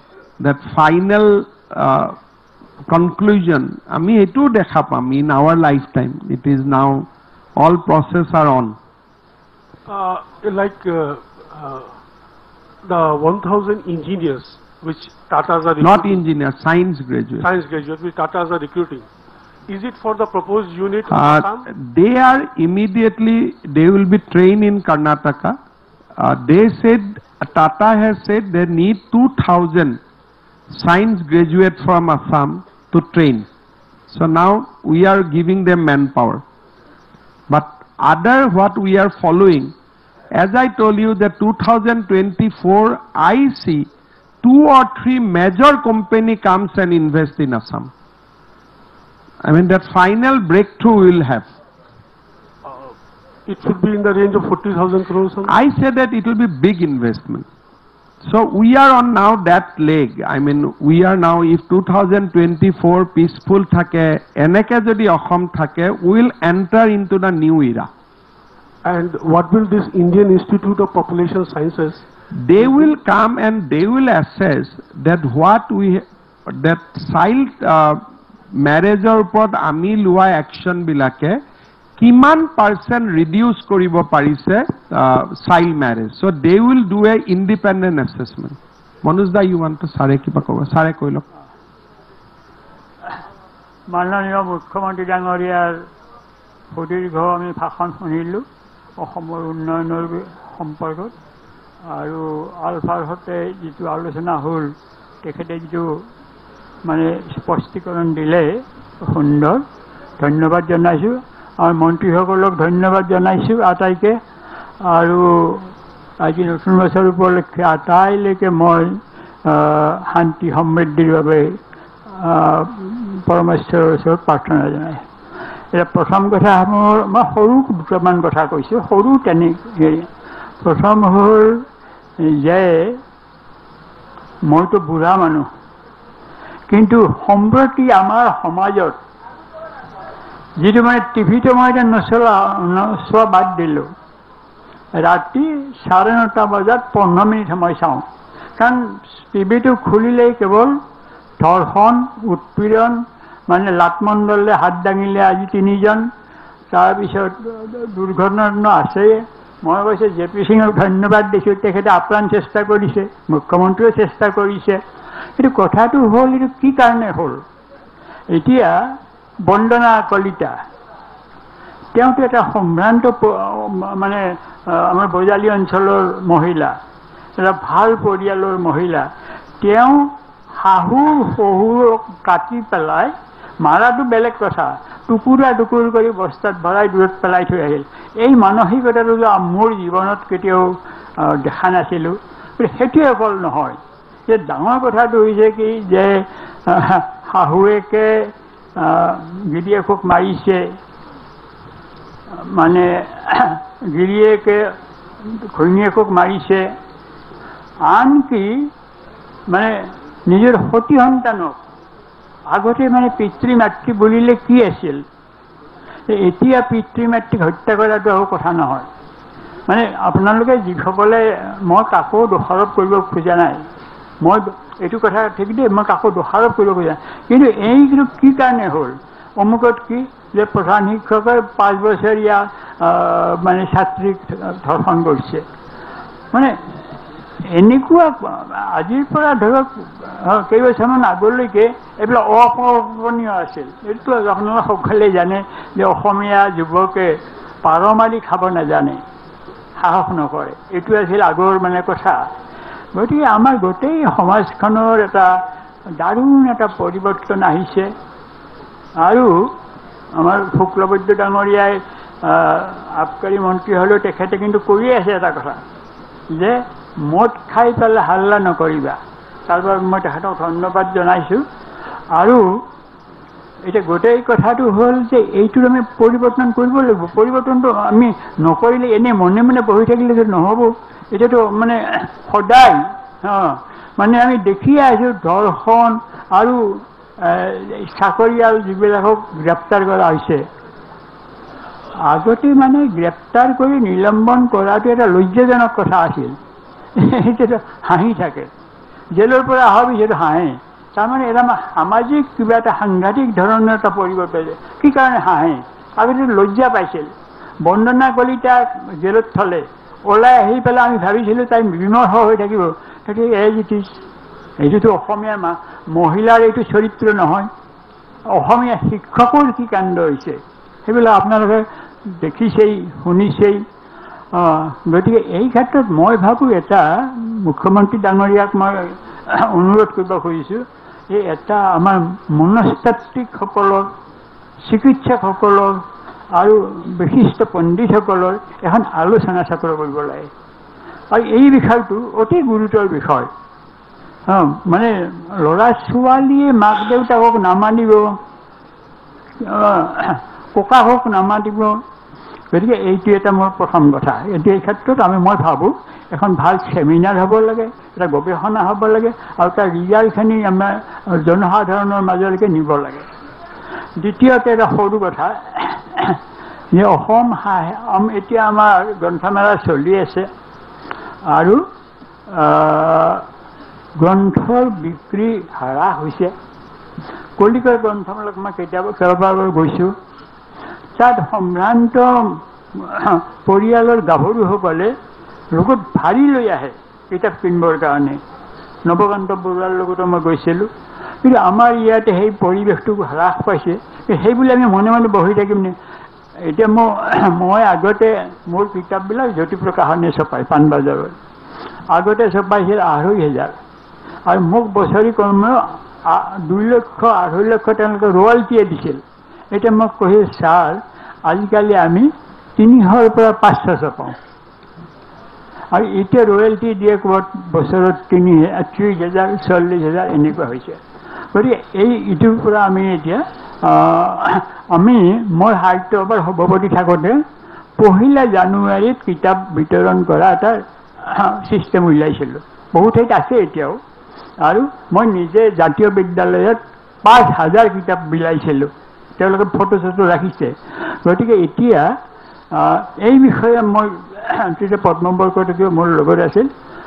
এই ১ জানুৱাৰীৰ এনেকুৱা বৈঠকত আমাৰ প্ৰয়াত তৰুণ গগৈ ডাঙৰীয়া মুখ্যমন্ত্ৰীক এই কথাখিনি অৱগত কৰাইছিলোঁ।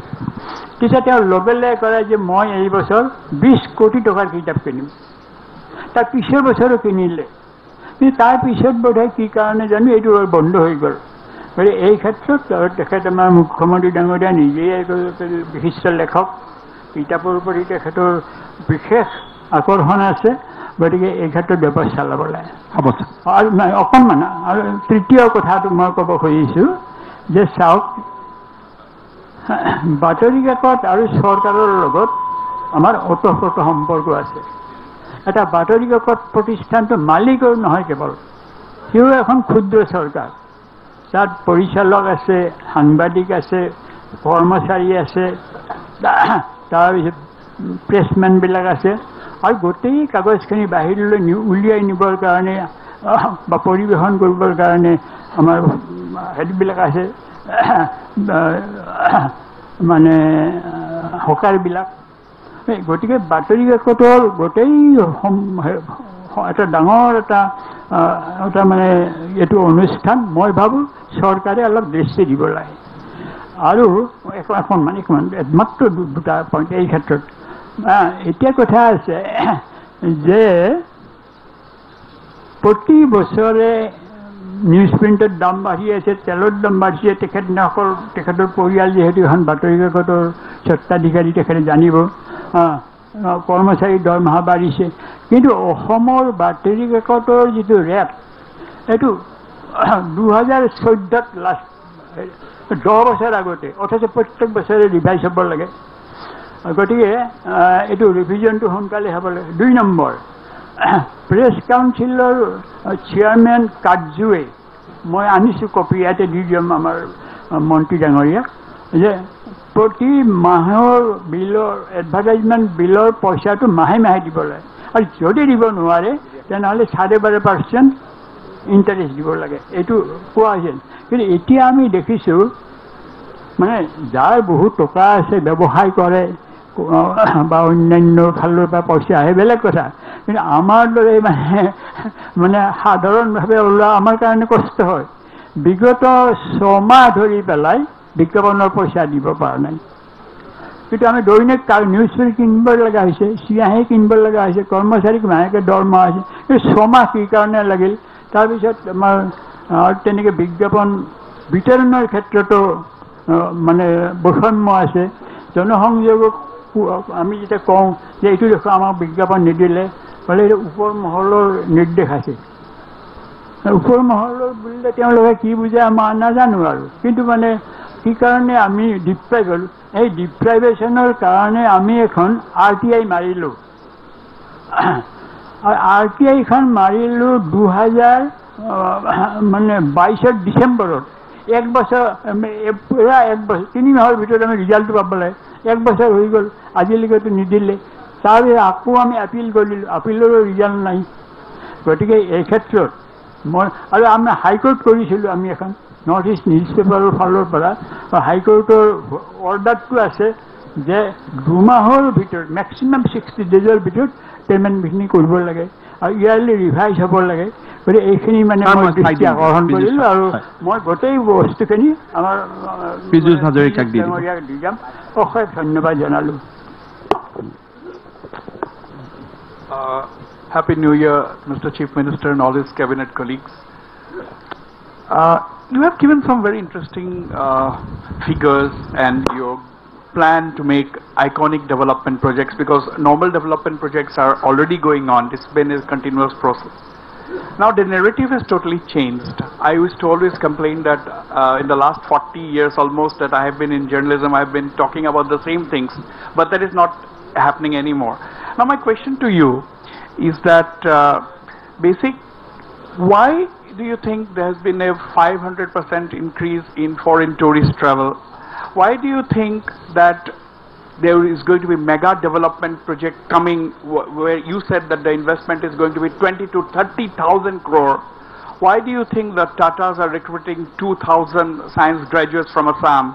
Are the science graduates only available in Assam? They're available all over the country. So what does this indicate according to you, number one? My second question is, all these development projects, iconic projects, do you have a total figure in terms of rupees? What will be the total figure involved, total amount involved in all these iconic projects? Thank you. I'll just answer the second one first, then first one second. On these iconic projects, all our investment will be revealed in the budget. They are in preparation. But we'll complete these projects in 3 years' time. So if I say that this will cost 15,000 crore, then obviously we have to pump in 5,000 crore every year. So, but this project has an outer limit of 3 years. We are in process from the date of allocation of the work. We want to complete it to 3 years. Like GMCH, we have detailed discussion of last 1 year with the faculties. It is they who have guided the drawing. Now we know what portion will be constructed first, then what will be shifted where. So a detailed line of action has been prepared, and after due consultation with the stakeholders. So finance budget we'll see in the next budget. So far as the first question is, আমি সকলে এটু কথা জানিব লাগিব যে Assam is in a very, very important geographical position. Now, what was Calcutta for northeastern region 30 years back, 20 years back, today Guwahati is that for the entire northeast. So Assam economy is not just Assam economy, the entire northeast economies, the central focal point is today Guwahati. Second, now we talk enough, but now gradually it has in a way the process has been taken off, like Numaligarh started exporting crude to Bangladesh. So the whole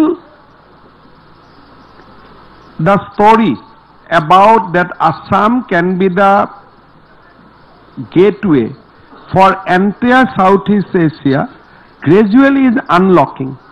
Now the important state visit of Bhutan's king and then subsequent things which are in progress like laying railway track to Gelengpu and all these things.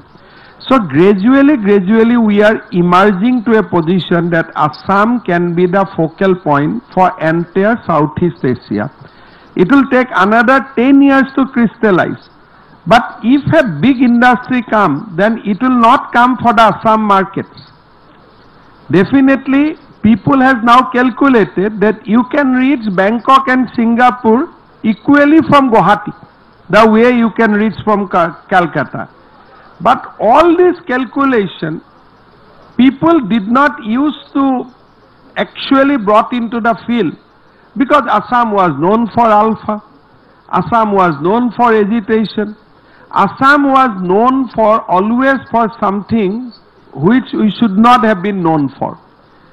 Ami ketiao eta aji jodi sao entire my childhood, today I am 55 years, 54 years, so from class 5 I am in agitation, and ajiloke etu prokriya to shekh hua nai.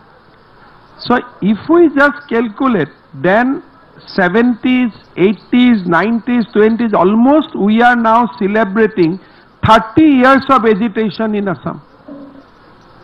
Which other state has witnessed such prolonged agitation for no reason? Kaku স্বাধীনতা নালাগে কিন্তু স্বাধীনতাৰ কাৰণে আন্দোলন কৰি আছে, খুধিলে কয় নাই নাই মুকটো স্বাধীনতা নালাগে, কিন্তু আন্দোলনটো স্বাধীনতাৰ কাৰণে চলি আছে। ডিমান্ড কি নাজানো, বিদেশী নাগৰিক বহিষ্কাৰ হ'ব লাগে।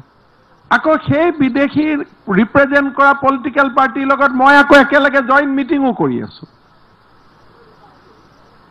বোলে মোক অসমীয়া ভাষাৰ কাৰণে আন্দোলন কৰি আছো, আকৌ মই নিজে ইংৰাজী স্কুলত নাম লগাই আছো। So আমি কি কৰি আছো, nobody knows. So 30 years Assam has witnessed a saga, witnessed a era. আমি কি কৰি আছো, কি কৰা নাই আমি কোনেও নাজানো, খালি সকলোৱে every day they are coming up with a definition যে এইটো চন লক, এইটো চন লক, অসমৰ ঠিক হৈ যাব।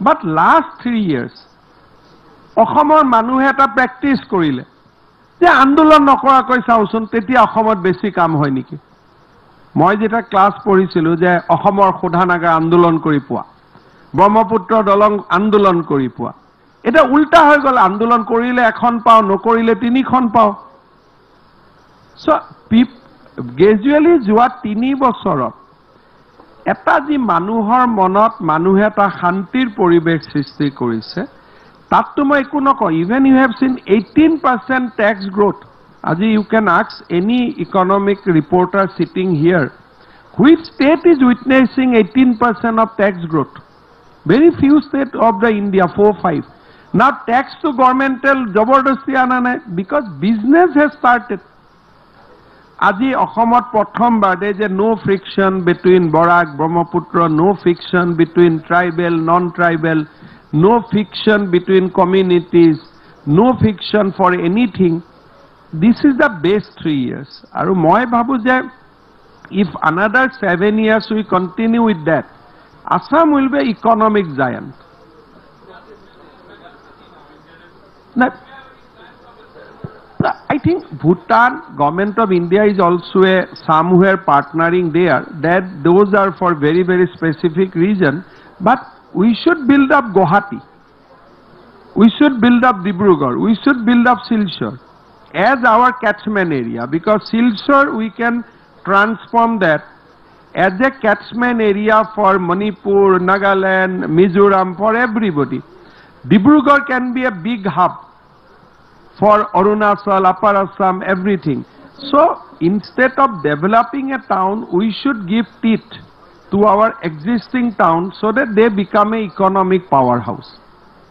And you can just imagine that আমিও তো পৰিবেশৰ লগত কাম কৰো I am minister in Assam cabinet from 2001 now 3000 5000 decisions and what point of time history we have taken so definitely Assam is now seen in recently Prime Minister has taken a meeting of the chief secretaries of all country Assam was selected for 4 presentations for the capital expenditure for AI based development model then our smart meter because how people are saving money paper likha to beleg but when you go to actual data the electrical consumption is coming down because people are now using judiciously so Assam has our chairman electricity board has been asked to give presentation to all over the country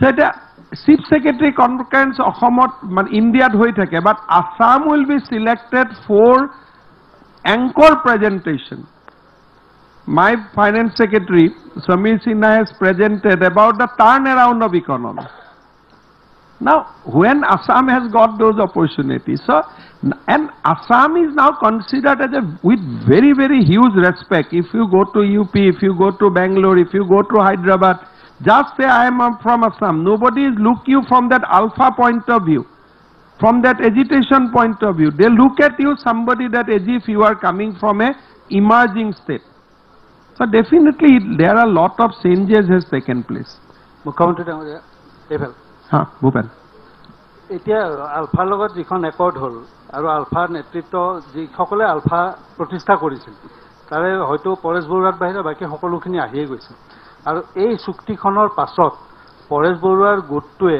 আপোনালোকে আহ্বান জনাইছে তেওঁ এটা প্ৰতিক্ৰিয়া প্ৰকাশ কৰিছে তো আনুষ্ঠানিকভাৱে কিবা সহাৰি পাইছে পৰেশ বৰুৱা ডাঙৰীয়াৰ লগত মই 3 মাহ 6 মাহত ফোনতটো কথা পাতি থাকো আৰু সংবাদৰ কোনো কমি নাই তেওঁৰ লগত every 3 months every 4 months মই এতিয়াও ভাবি থৈছো যে নেক্সট 6-7 দিনত এবাৰ কথা পাতিম সো অসমৰ মুখ্যমন্ত্ৰী আগত তেওঁৰ লগত কথা পাতা নাছিল so now I talk to him directly ভাই কি কথা আছে কক মই আপোনাৰ কথাখিনি কম আপুনি মোৰ কথা কম পৰেশ বৰুৱাৰ অসমক যে ভাল পায় তাৰ ওপৰত মোৰ ডাউট নাই কিন্তু ইয়াত আহিলে তেখেতে গম পাব যে অসমৰ পৰিবেশটো কোৰ পৰা প্ৰবলেমেটিক হৈ আছে now in entire Alpha Charter the illegal immigrants from Bangladesh is not being recognized as a problem এটা যদি আমি স্বাধীন অসম লব লাগে আৰু স্বাধীন অসমত যদি অসমীয়া মানুহ এজনে মুখ্যমন্ত্ৰী হ'ব নোৱাৰে এইখন স্বাধীন অসমৰ কি ভেলু আছে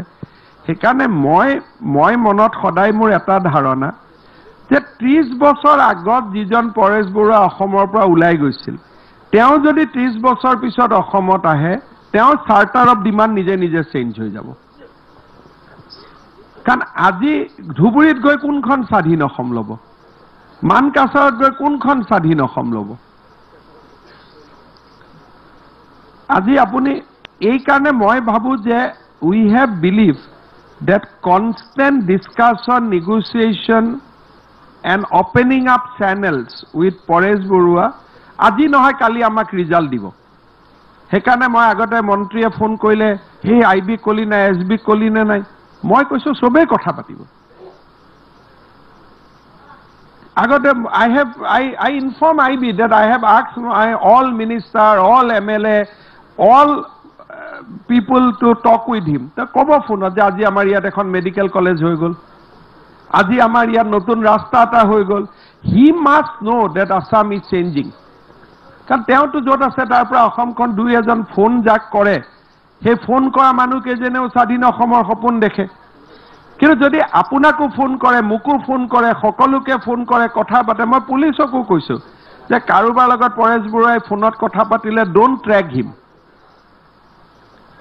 let him speak to at least 10,000 people in Assam তেওঁ গম পাব যে অসমৰ মানুহৰ মানসিকতা কত অসমৰ মানুহৰ কষ্টটো কত অসমৰ মানুহৰ বেদনা কত অসমৰ মানুহে কি বিচাৰিছে আজি গুটেই নতুন অসমীয়া লৰাবিলাকে আমাক কি লিখে যে দাদা জানে তেনে অসমত আইটি ইন্ডাষ্ট্ৰি এটা আনক কোনেওতো হোৱাটছআপ নিদিয়ে যে স্বাধীন অসম আনক বুলি সেইকাৰণে মই ভাবো যে 90% of the alpha those who form alpha has come to negotiation এটা বহুত দিনৰ পৰা সেন্ট্ৰেল গভৰ্ণমেন্টৰ লগত এটা কথা চলি আছে যে আলফাৰ আন্দোলনত মৰা আলফাৰ কেডাৰ সকলৰ ফ্যামিলিক আমি কিবা এটা সাহায্য দিব লাগে নে নাই নাও তেওঁলোকে কইবিলাক তো মিলিটেন্ট আছিল তেওঁলোকৰ লৰা ছোৱালী কেনেকৈ আমি সাহায্য দিম মোৰ আৰ্গুমেন্টটো হল তেওঁলোক মিলিটেন্ট আছিল কিন্তু লগত অসম প্ৰেমীও আছিল ৰাস্তা ভুল হ'ব পাৰে কিন্তু অসমক ভাল পাইহে গৈছিল গতিকে সেই 3000 ফ্যামিলিৰ পৰিয়ালক আমি যদি সকলোকে কিবা দি পেলাই সামহাও ৰিহেবিলিট কৰিছো তেওঁলোকক আমি ৰিহেবিলিট কৰিব পাৰো নে নাই এইবাৰো আলফা প্ৰটকে ডিমান্ড কৰিছিল দিল্লীয়ে অন টেকনিক্যাল গ্ৰাউন্ড মুক কলেজে ইউ ডিসাইড আমি নকৰো একো কিন্তু আই থিংক আমি যেটা ৰিচ আউট কৰিম আজি ধৰক মই এটা নাম ললো যে সাপোজ ৰাজেন শৰ্মাই নলবাৰীত বহুত দিন আগতে মৰি গৈছিল নাও তেওঁৰ পৰিয়ালটোৰ ঘৰত আমিতো উপস্থিত হ'ব লাগিব আলফাৰ মিলিটেন্ট বুলিতো মাইনাস কৰি থলে নহব so we have taken that list of 2100 অসমীয়া যুৱকৰো নাম আমি লৈছো যাৰ জুনে এজ আলফা মৰিছে 700 পুলিচ মৰিছে সকলোৰে ঘৰত এতিয়া আমি একোটাকৈ চাকৰি দিলুগৈ ফাইনালি দিস ইয়াৰ 4,500 ইনোসেন্ট মানুহ মৰিছিল তেওঁলোকক আমি কম্পেনসেশন বিভিন্ন পৰ্যায়ত দিছো মই ভাবো যে এই কথাবিলাক পৰেশ বৰুৱাই গম পাই গৈ থাকিলে definitely he will be A change person এখানে মই কোনো মোক স্বাধীন অসম ভুল ডিমান্ড পৰেশ বৰুৱা আহিলে গুলিয়াই দিম মাৰি দিম I am not on that police আৰ্মিয়ে যি কৰে কৰি থাকিব that is their job but as a political head of the state my job is to reach out I want to reach out to him. Era konobai grenade marile police to action lobo lagibo. Mo police ok hak ni diu je you stop operation against Alpha. That is beyond my jurisdiction. I will not say army that you don't do operation against Alpha. Kintu moi bhabu je Paresh Barua must know about the changing reality of Assam. Eta Assomor bhoy korpra. Ami to Dillik bhoy nokoru. Eta to Dilli amar hatote ase. এতিয়া আমি কাক ভয় কৰো বাংলাদেশৰ পৰা নতুন অতিথিখিনিকে আমি ভয় কৰো গতিকে এই কথাবিলাক আমি খোলা খুলিকৈ তেওঁৰ লগত পাতিব লাগে আৰু মইতো ভাবো তেওঁক জুনেই ফোন কৰে তেওঁক ৰিকুৱেষ্ট কৰিব লাগে যে দাদা অসমখন চেঞ্জ হৈছে আপুনি আহি যাওক সেইকাৰণে মই লাগি আছো যে তেওঁক যেনে তেনে অসমত এটলিষ্ট 15 ডেজৰ কাৰণে আহকছো মুখ্যমন্ত্ৰী ডাঙৰীয়া নতুন বছৰৰ শুভেচ্ছা জনাইছো। পৰেশ বৰুৱা ডাঙৰীয়াই যোৱা 2-3টা দিনত যিকেইটা আমাকো বা অন্যান্য প্ৰতিষ্ঠানকো সাক্ষাৎকাৰ দিছে তাত এনে এটা ধাৰণা দিছে বা এনেধৰণে কৈছে যে আপোনাৰ লগত আলোচনা সম্পৰ্কীয় কিছু প্ৰাথমিক কথা বতৰা মই পাতিয়ে থাকো। আলোচনা সম্পৰ্কীয় ঘৰুৱা সম্পৰ্কীয় মই পাতিয়ে থাকো। কিবা তাৰ পৰা আমি আশা কৰিব একো আশা কৰিব নোৱাৰে because it is a long তেওঁ এটা ষ্টেণ্ড লৈ গুচি গ'ল আৰু য'ত তেওঁ আছে তাৰ পৰা তেওঁ স্বাধীনটো এৰি সোনকালে ওলাই আহিব নোৱাৰে। গতিকে তেওঁ এজন ইণ্ডিভিজুৱেল। বাকীটো আমি অসমত গণ্ডগোল হ'ব নিদিওঁ। সেইখিনি আমি নিজক জিঅ' ফেন্সিং কৰি ৰাখিছোঁ যে তই কেইদিনমান আগতে গ্ৰেনেড মাৰিছিলে 3টা grenade. Police is capable enough to find out কোনে মাৰিছিল কেনেকৈ কৰিছিল immediately. So' we have geo' fence Assam will be a land for peace and tranquillity. Now Paresh Barua তেওঁ অসমক ভাল পোৱা এজন মানুহ। কথা বাৰ্তা পাতি থাকিম কোনোবা এটা মুহূৰ্তত আহিব কিন্তু তাৰ কাৰণে টাটা ৰখি নাথাকে এতিয়া তাৰ কাৰণে 1 লাখ চাকৰি ৰখি নাথাকে তাৰ কাৰণে আইকনিক ষ্ট্ৰাকচাৰ ৰখি নাথাকে। ৰেলগাড়ী চলি থাকিব কিন্তু কোনোবা এটা দিন আহিব য'ত তেওঁকো আমি পাম। আৰু আন এটা প্ৰশ্ন আছিল মোৰ যে যিটো ডিলিমিটেশ্যন আৰু তাৰ পৰৱৰ্তী পৰ্যায়ত অসমীয়াৰ সুৰক্ষা এই বিষয়টো যিহেতু কেন্দ্ৰীয় চৰকাৰৰ অধীনস্থ আৰু বিশেষকৈ নিৰ্বাচন আয়োগ এখন স্বতন্ত্ৰীয়া এখন আয়োগ আৰু ইয়াৰ বাবে আইনৰ সংশোধন লাগিব এই কথাটো তাত স্পষ্টকৈ উল্লেখ কৰা নাই যে ভাৰত চৰকাৰে এখন সংসদত আইন আনি সংশোধন কৰি ব্যৱস্থা কৰিব। ভাৰত চৰকাৰে ব্যৱস্থাখিনি ৰূপায়ণ কৰাৰ কাৰণে দে হেভ টু পাছ লেজিছলেশ্যন। কেতিয়া লেজিছলেশ্যন পাছ কৰিব যেতিয়া ডিলিমিটেশ্যনৰ আইন আনিব তেতিয়া অসমৰ কাৰণে স্পেচিয়েল প্ৰভিজন আনিব। আৰু অসমত যিটো আপোনালোকে ভোটাৰসকল ইটো সমষ্টিৰ পৰা সিটো সেইটো আইনৰ গণ্ডিৰে তাক কৰা হ'ব। আইন আপোনালোকে আইন আহিব। ধন্যবাদ মুখ্যমন্ত্ৰী। মুখ্যমন্ত্ৰী মহোদয় মই ৰাকেশ শৰ্মা বিকশিত ভাৰত সমাচাৰ হিন্দী কাকত হয়। মোৰ প্ৰশ্ন আছে যে অসমটো আপুনি বিকশিত কৰি আছে কিন্তু বিকশিত কৰাৰ পিছপিনে এখন পাৰ্ট আছে তাক আপুনি দেখা নাই সেইটো আছে বিজনেছ ট্ৰেড বিজনেছ। সেইটো মই কিছুদিন আগতে আমাৰ মন্ত্ৰী মহোদয়ে কৈছে যে বিজনেছ ফেঞ্চি বজাৰৰ পৰা যিমান হোলচেল বিজনেছ আছে সেইটো টাংচাৰী লৈ যাব কিন্তু তাতেতো কোনো ইনফ্ৰাষ্ট্ৰাকচাৰ নাই। আৰু মই ভাবোঁ ইয়াতে গুৱাহাটী এখন মানে যেনেকুৱা চুৰতত এতিয়া ডায়মণ্ড বুৰ্ছ হৈছে তেনেকুৱা এখন ইয়াতেও বুৰ্ছ হৈ যায় তেতিয়া কি হ'ব গোটেই নৰ্থ ইষ্টৰ একে ঠাইত একে জেগাতে তেনেকুৱা বিজনেছ কৰাৰ ব্যৱস্থা হ'ব ছাৰ। কোনেও ফাঁচী বজাৰ এনেকেতো লৈ নাযায় উইদাউট প্ৰভাইডিং ফেচিলিটি তেতিয়াহে লৈ যাব। নাই ছাৰ লৈ যাব। মই কৈ আছোঁ যে চুৰট ডায়মণ্ড বুৰ্ছৰ দৰে এখন ইয়াতেও তেনেকুৱা আমি চব ষ্টেটৰে নিজৰ নিজৰ ষ্ট্ৰেংথ হয়। ডায়মণ্ড এনেকে কৰিব লাগে। অসমীয়া মানুহে ডায়মণ্ডৰ লগত আমাৰ এতিয়া সম্পৰ্ক নাই। আমাৰ সম্পৰ্ক তেল গেছ। So' we should work on our strength. Let Gujarat do on their strength. গতিকে যেনেকে গুজৰাটে পাৱাৰ লুমত টেক্সটাইল বনায় that is their strength. Our strength is handloom. Proper handloom can generate export more than a power loom. So we should try to focus हमारा जो शक्ति है हम उसी में ही ध्यान देना है। जो हमारा शक्ति नहीं है उसमें आज हम डायमंड का बड़ा बिल्डिंग बना लूंगा कौन डायमंड फैक्ट्री आएगा। सर मेरा कहना डायमंड का फैक्ट्री नहीं मतलब मेरा कहने का मतलब है कि उस तरह का एक मार्केट यहाँ हो बड़ा। हाँ, बड़ा मार्केट वो होना चाहिए। हो जाएगा। हाँ वही है कि वैसा अभी असम हमारा क्योंकि जीएसटी का जो भी है रेवेन्यू तो वहीं से जनरेट होता है। साहब अभी असम ना रुकेगा ना थमेगा। नहीं थमेगा वो तो असम दौड़ पड़ेगा और हो जाएगा। सर माननीय मुख्यमंत्री डांगरिया और बाकी मिनिस्टारবিলাক happy new year to all আৰু টপ অফিচাৰবিলাক আছে ইয়াত। মোৰ সৰু এটা কথা যে মই কৰিমগঞ্জৰ পৰা আহিছোঁ আপোনালোকে জানে দৈনিক নৱবাৰ্তা প্ৰসংগৰ ঐতিহ্য। মই লাষ্ট কেইমাহে আমাৰ কনকচন ডেকা ডাঙৰীয়াই তুলি তেখেতে মানে দাঙি ধৰিছে। এক মিনিট কাইণ্ডলি এইটো কথা কনকচেন ডেকা ডাঙৰীয়াই কোৱাৰ পিছত আৰু বেলেগে কোৱাৰ কোনো প্ৰয়োজনে নাই। তেখেতে কোৱা নাই সেইটো কৈছে। মই ক'ব বিচাৰিছোঁ যে ডিষ্ট্ৰিক্টবিলাকত যিবোৰ পেপাৰ আছে নিউজ পেপাৰ আছে এইবোৰে মানে আজি বহুত দিন ধৰি লেক অফ বাজেট মানে বহুত কষ্ট কৰি আছে মানে beyond imagination.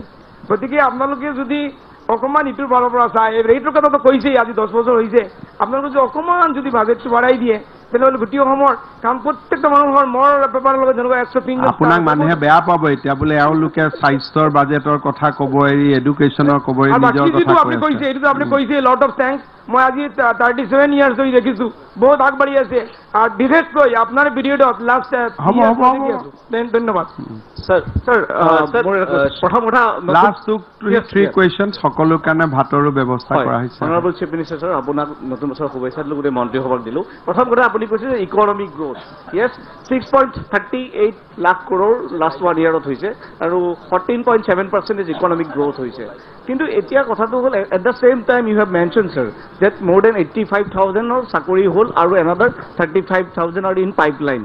Now the question is there যে আপোনাৰ কোনকেইটা সেক্টৰত ইকনমিক গ্ৰোথ হ'ল আৰু কোনকেইটা সেক্টৰত বিশেষকৈ চান্স দিব য'ত চাকৰি বা সংস্থাপন হ'ব পাৰে চক মই ডেফটত যোৱা নাই আপোনালোকে এগ্ৰিকালচাৰত আমাৰ কিমান গ্ৰোথ সাৰ্ভিস সেক্টৰত কিমান গ্ৰোথ এই গোটেইখিনি আছে আৰু এছেম্বলিত আমাৰ ইকনমিক ষ্টেটিষ্টিক্সৰ ৰিপৰ্ট আহিব সেইখিনিও পাব কিন্তু অসমত আমি দেখিছোঁ যে এগ্ৰিকালচাৰ এক্সপোৰ্ট আমাৰ অসমৰ থলুৱা সামগ্ৰীবিলাক তাৰ এখন বহুত ডাঙৰ বজাৰ আছে এগ্ৰিকালচাৰৰ যিটো পটেনচিয়েলিটি আমি 80 লাখ মেট্ৰিক টন ধান উৎপাদন কৰোঁ কিন্তু প্ৰফেশ্যনেলি আমি বিক্ৰী কৰোঁ মাত্ৰ 15-20 লাখ মেট্ৰিক টন ধান তাৰমানে কিমান ডাঙৰ ইকনমি আছে গতিকে প্লাছ যিকেইটা আমি মেগা ইণ্ডাষ্ট্ৰীৰ কথা কৈছোঁ সেইকাৰণে মই ভাবোঁ যে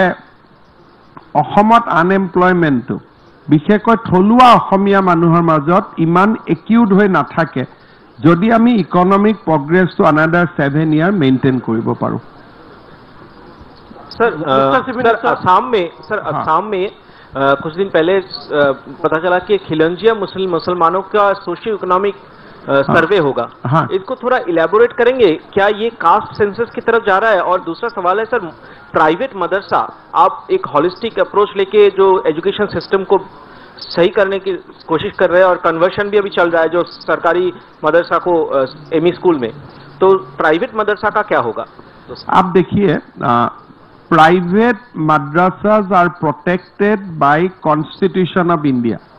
They say that we cannot touch minority run institute because they are exempted even from RTE and all. But having said that, Assam Police and Education Department is working together and probably will be able to reduce 1,000 private madrasa in days to come. From 3,000 will bring it down to 2,000. We are in negotiation with the madrasas organization that look, you are not providing basic infrastructure, you should not run it. Like that, we are working on it. Second, among the Muslim community, there are 5 distinct communities which are known as a Assamese Muslim community. Now, we have already approved the census. They are now in the process of identifying villages where Assamese Muslims are living, and also they are earmarking the wards and other places where Assamese Muslims are living in the town area. 2024 will complete the complete census. Mr. Chief Minister, as far as the talks with the ULFA is concerned, it has been a major breakthrough. What is the approach of the state government regarding bringing in Paresh Bora that also you have elaborated? My question is Paresh Bora somehow willing to give up the demand of sovereignty? Look, for him, giving up sovereignty demand is not very easy. Because he is fighting for that particular thing for last 30-34 years. So, my treatment is that let us talk to him. Keep on talking. Informing him that we don't want sovereignty. You are fighting for whom? For the people of Assam. But people of Assam do not want sovereignty. So let us come. So we are not much concerned about the fact that whether he is giving up the demand of sovereignty or not. That is his individual choice. But we are in touch with him. We are talking to him time to time, and we do not see immediate that tomorrow there will be discussion. We do not see that. But with passage of time, suppose if we can bring him for 15 days with safe passage, you come to Assam, talk to people, you go back. It has to be a process, and that process will take some time, but we are not in a hurry. Regarding delimitation, you have said that people who have been living in Assam for 200, 300 years, they can only win in at least 96 to 98 seats. But here in Assam, we are in such a condition that we don't have the definition of Assamese also. I mean, so it is your problem. That is not my problem. The result of assembly election will itself say, okay, this is the definition of Assamese people. When 2026 assembly election will happen, you will count the names of the people who are electing from 96 constituency. Then you will know who are the Assamese. I am only telling you with lot of authority that in 96 constituency only those people can win who leave Assam for 200-300 years. What beyond definition you are looking for? মাননীয় মুখ্যমন্ত্ৰী ডাঙৰীয়া, মই যেহেতু আজি সাংবাদিকসকলৰ লগতে মত বিনিময় হৈছে, মই আপোনাৰ লগতে মন্ত্ৰী পৰিষদৰ সকলোকে আগন্তুক নতুন বছৰৰ শুভেচ্ছা জ্ঞাপন কৰিছোঁ। আৰু নজনা কথা বহুত জানিলোঁ, আপুনি বহুত তথ্য দিলে। নেশ্যনেল মিডিয়া বা লোকেল মিডিয়াৰ কাৰণে বঢ়িয়া এটা ষ্টৰি হ'ব। যিয়ে নহওক, মই এটা সাংবাদিকৰ এটা সমস্যা আপোনাক ক'ব খুজিছোঁ। মানে আপোনাৰ চৰকাৰ শপত গ্ৰহণৰ পাছতেই চৰকাৰীভাৱে কোৱা হৈছিলে যে সাংবাদিকৰ পেঞ্চনটো বঢ়াব, কিন্তু সেই 8,000 টকাতে পেঞ্চনটো আজিও আছে। 1 নম্বৰ কথা। 2 নম্বৰ কথাটো হ'ল কি, সাংবাদিকৰ পেঞ্চন এইবাৰ দিয়া নহ'ল। আমি বিচাৰোঁ, আমাৰ সকলো সাংবাদকৰ্মীয়ে এইটো সকলোৰে দাবী আছে, আপোনাৰ ওচৰত এটা অনুৰোধ আছে যে সাংবাদিকৰ পেঞ্চনটো বঢ়াব লাগে, ন্যূনতম 20,000 কৰিব লাগে, আৰু প্ৰতি বছৰে যাতে 40 জনক মানে পেঞ্চন দিয়াৰ ব্যৱস্থা কৰে। তেতিয়াহ'লে সকলো মানে যিখিনি আমাৰ কৰেছপণ্ডেণ্ট আছে ডিষ্ট্ৰিক্টৰ, সেই সকলোকো সামৰি ল'ব পৰা যাব, আৰু তাৰ কাৰণে বিবেচনা কৰিবলৈ আপোনাক অনুৰোধ জনাইছোঁ। প্ৰবীণ। মুখ্যমন্ত্ৰী ডাঙৰীয়া, প্ৰথমতে আপোনাক শুভেচ্ছা জ্ঞাপন কৰিছোঁ। আমাৰ প্ৰবীণ কলিতাই কিবা এটা সুধি আছে, তাৰপিছত ক'ব।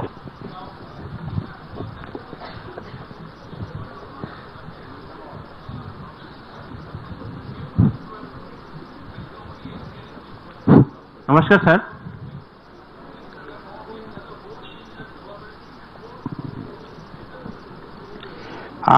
You see, for Myanmar you have to go through Manipur, but for Bangladesh, Bhutan you don't have to go Manipur. But what I believe that if Assam is developed, entire Northeast will also develop, and if no other state of Northeast is also developed, that Assam will be automatically developed. So we believe in collective prosperity of Northeast, because we are linked up geographically so much that you cannot have a definite development of Assam and leaving aside Arunachal. So all roads of Assam leads to Arunachal. So you cannot stop the road in Assam and then don't do it in Arunachal. So I think whether it is today or tomorrow, entire region will prosper, and of course Assam being the mother state, or Assam being little more economically stronger historically, maybe Assam will see some immediate gain, but in days to come entire Northeast will develop, because insurgency was biggest problem. Now it is coming down from entire region. Gradually things will be in shape. Hi. But there are collaboration. We talk every day. Many things we collectively place before Delhi, and many things we compete. The problem, irony is that everything we cannot collaborate it because we have to compete also. So the relation between Northeastern state is both of competition and cooperation. Because suppose tomorrow a IIM is coming to Shillong, I have to say give it to Guwahati. So this relationship on the two pedestal, one is competition, one is collaborative. So I cannot be collaborative all the time, I have to compete also.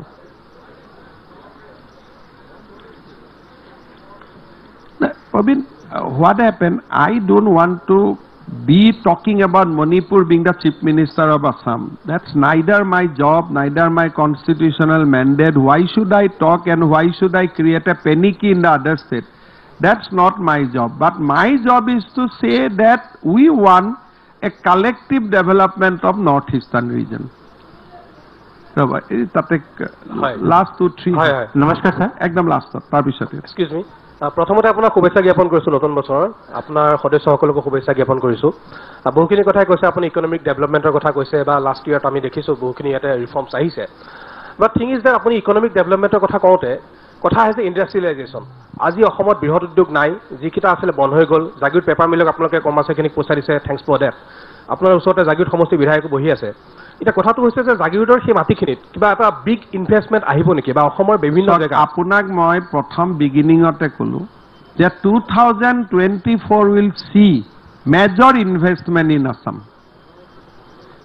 এটা investment কেনেকৈ আহিব আপুনি যদি এফালে গ্ৰেনেডৰ কথাও পেপাৰত headline কৰি থাকে ইণ্ডাষ্ট্ৰিও কৰি থাকে ইণ্ডাষ্ট্ৰি আহিব জানো নাহিব নহয় সেইকাৰণে it টুকছ me 3 years but 2024 will be a year of investment in Assam যদি আমাৰ সিচুৱেশনটো এনেকৈ থাকে আৰু লাষ্ট এটা জানিব বিচাৰিম যে মুখ্যমন্ত্ৰী হিচাপে নতুন বছৰ আপোনাৰ ৰিজলিউশন কি আছে কেনেকৈ ধৰণৰ বিচাৰিছে to continue with the good work আমি এটা মিছন লৈ আছো 26 লৈকে এখন বেলেগ এখন অসম আমি দেখা পাব লাগে সেইকাৰণে 24 মোৰ মিছন নাই 26 যেতিয়া মই ৰাইজৰ ওচৰত যাম it should be a new Assam thank you sir Prashanta দাদা নমস্কাৰ স্যাৰ